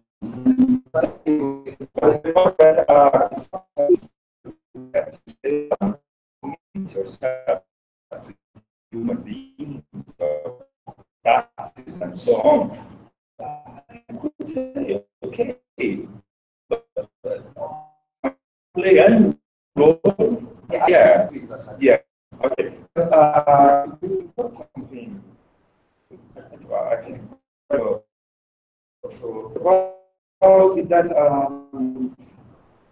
Is trying to sustain this claim that semantics is completely detached from, and that the result of that is meaning that it's completely situated in the context of practice.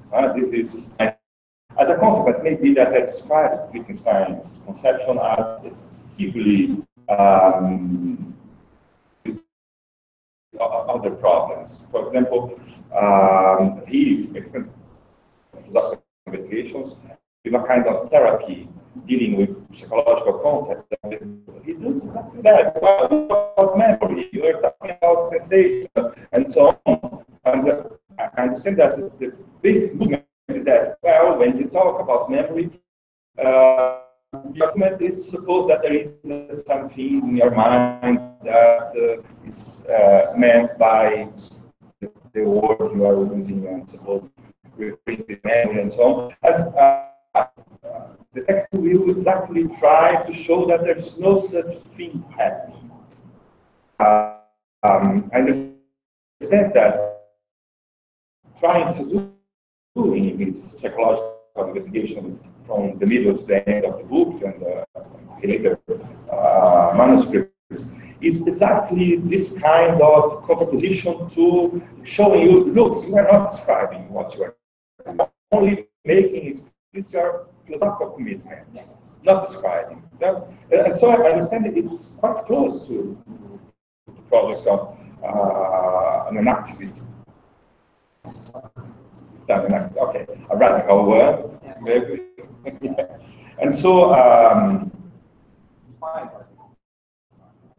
yeah. That's not an accident. Yeah. And but when we say that defend some ideas and do not give up, do not understand why, they are not scientific or what, I don't suppose that it's necessary to recruit the concept of ontology to describe that behavior. I could understand if you do that, but that's another use of the word. I really suppose it's too metaphysical to be good for my taste, but that's only my taste. But my point, it is only with semantics. About ontology, the result is that what I have to say after that, I cannot see any relevant role for discussion. But this is another subject.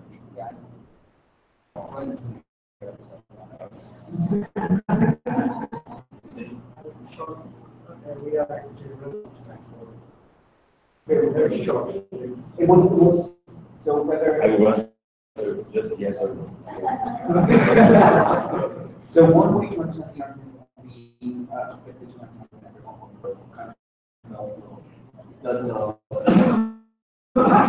ontology is not enough to determine semantics. Yeah, and that would be this is a trap, so we need to keep more. And that is exactly so. So that would conflict to that you were just so. Well, reference it. So as you presented, it was kind of the story of reference gets you meaning, then we have problems.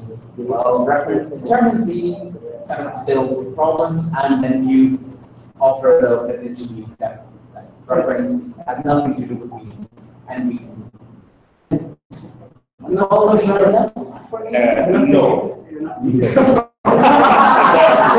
Okay, so we're going to tomorrow we start at 9 sharp, and then that's 2 p.m. sharp.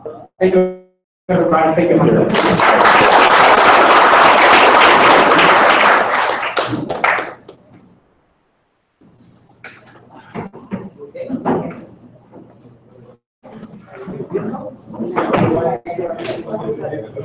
Poxa, Marcelo, essa analogia foi do.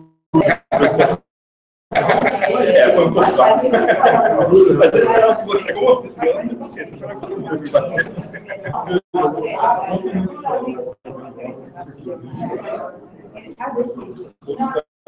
Você percebe?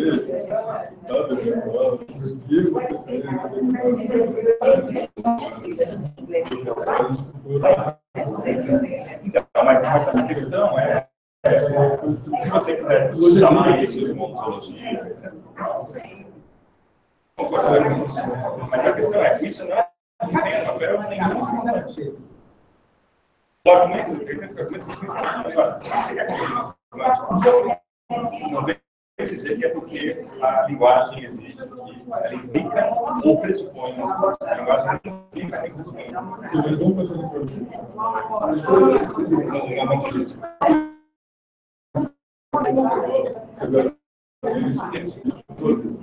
Muda as práticas.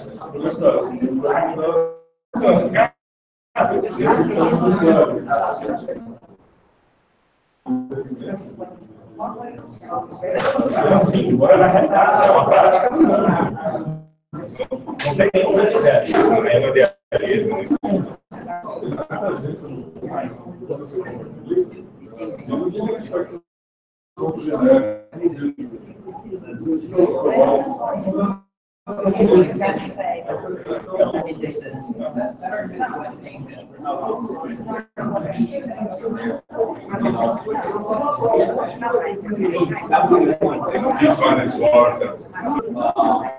That would be one way of saying, well,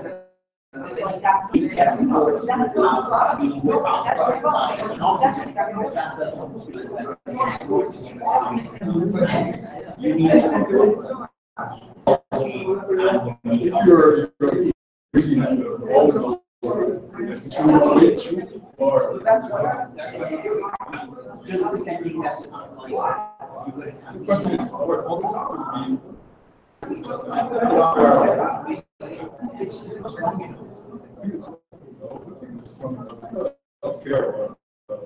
How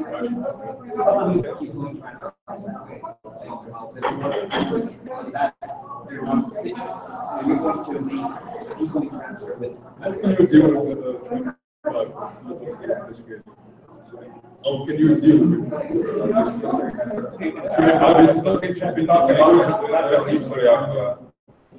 specific language, just like any kind of magical feature, but Isn't that meaning depends? Suppose we do not have vision, do not feel smell, and things like that. The language games we could play are different. There's no problem. Still consider cultural practices, but our practices are different ones. So suppose everybody's aligned. Yeah, the positions to have what we call life. I'm not saying that there is no disposition in this sense, obviously. But it's obvious. We are bringing this kind of the word, nothing at all.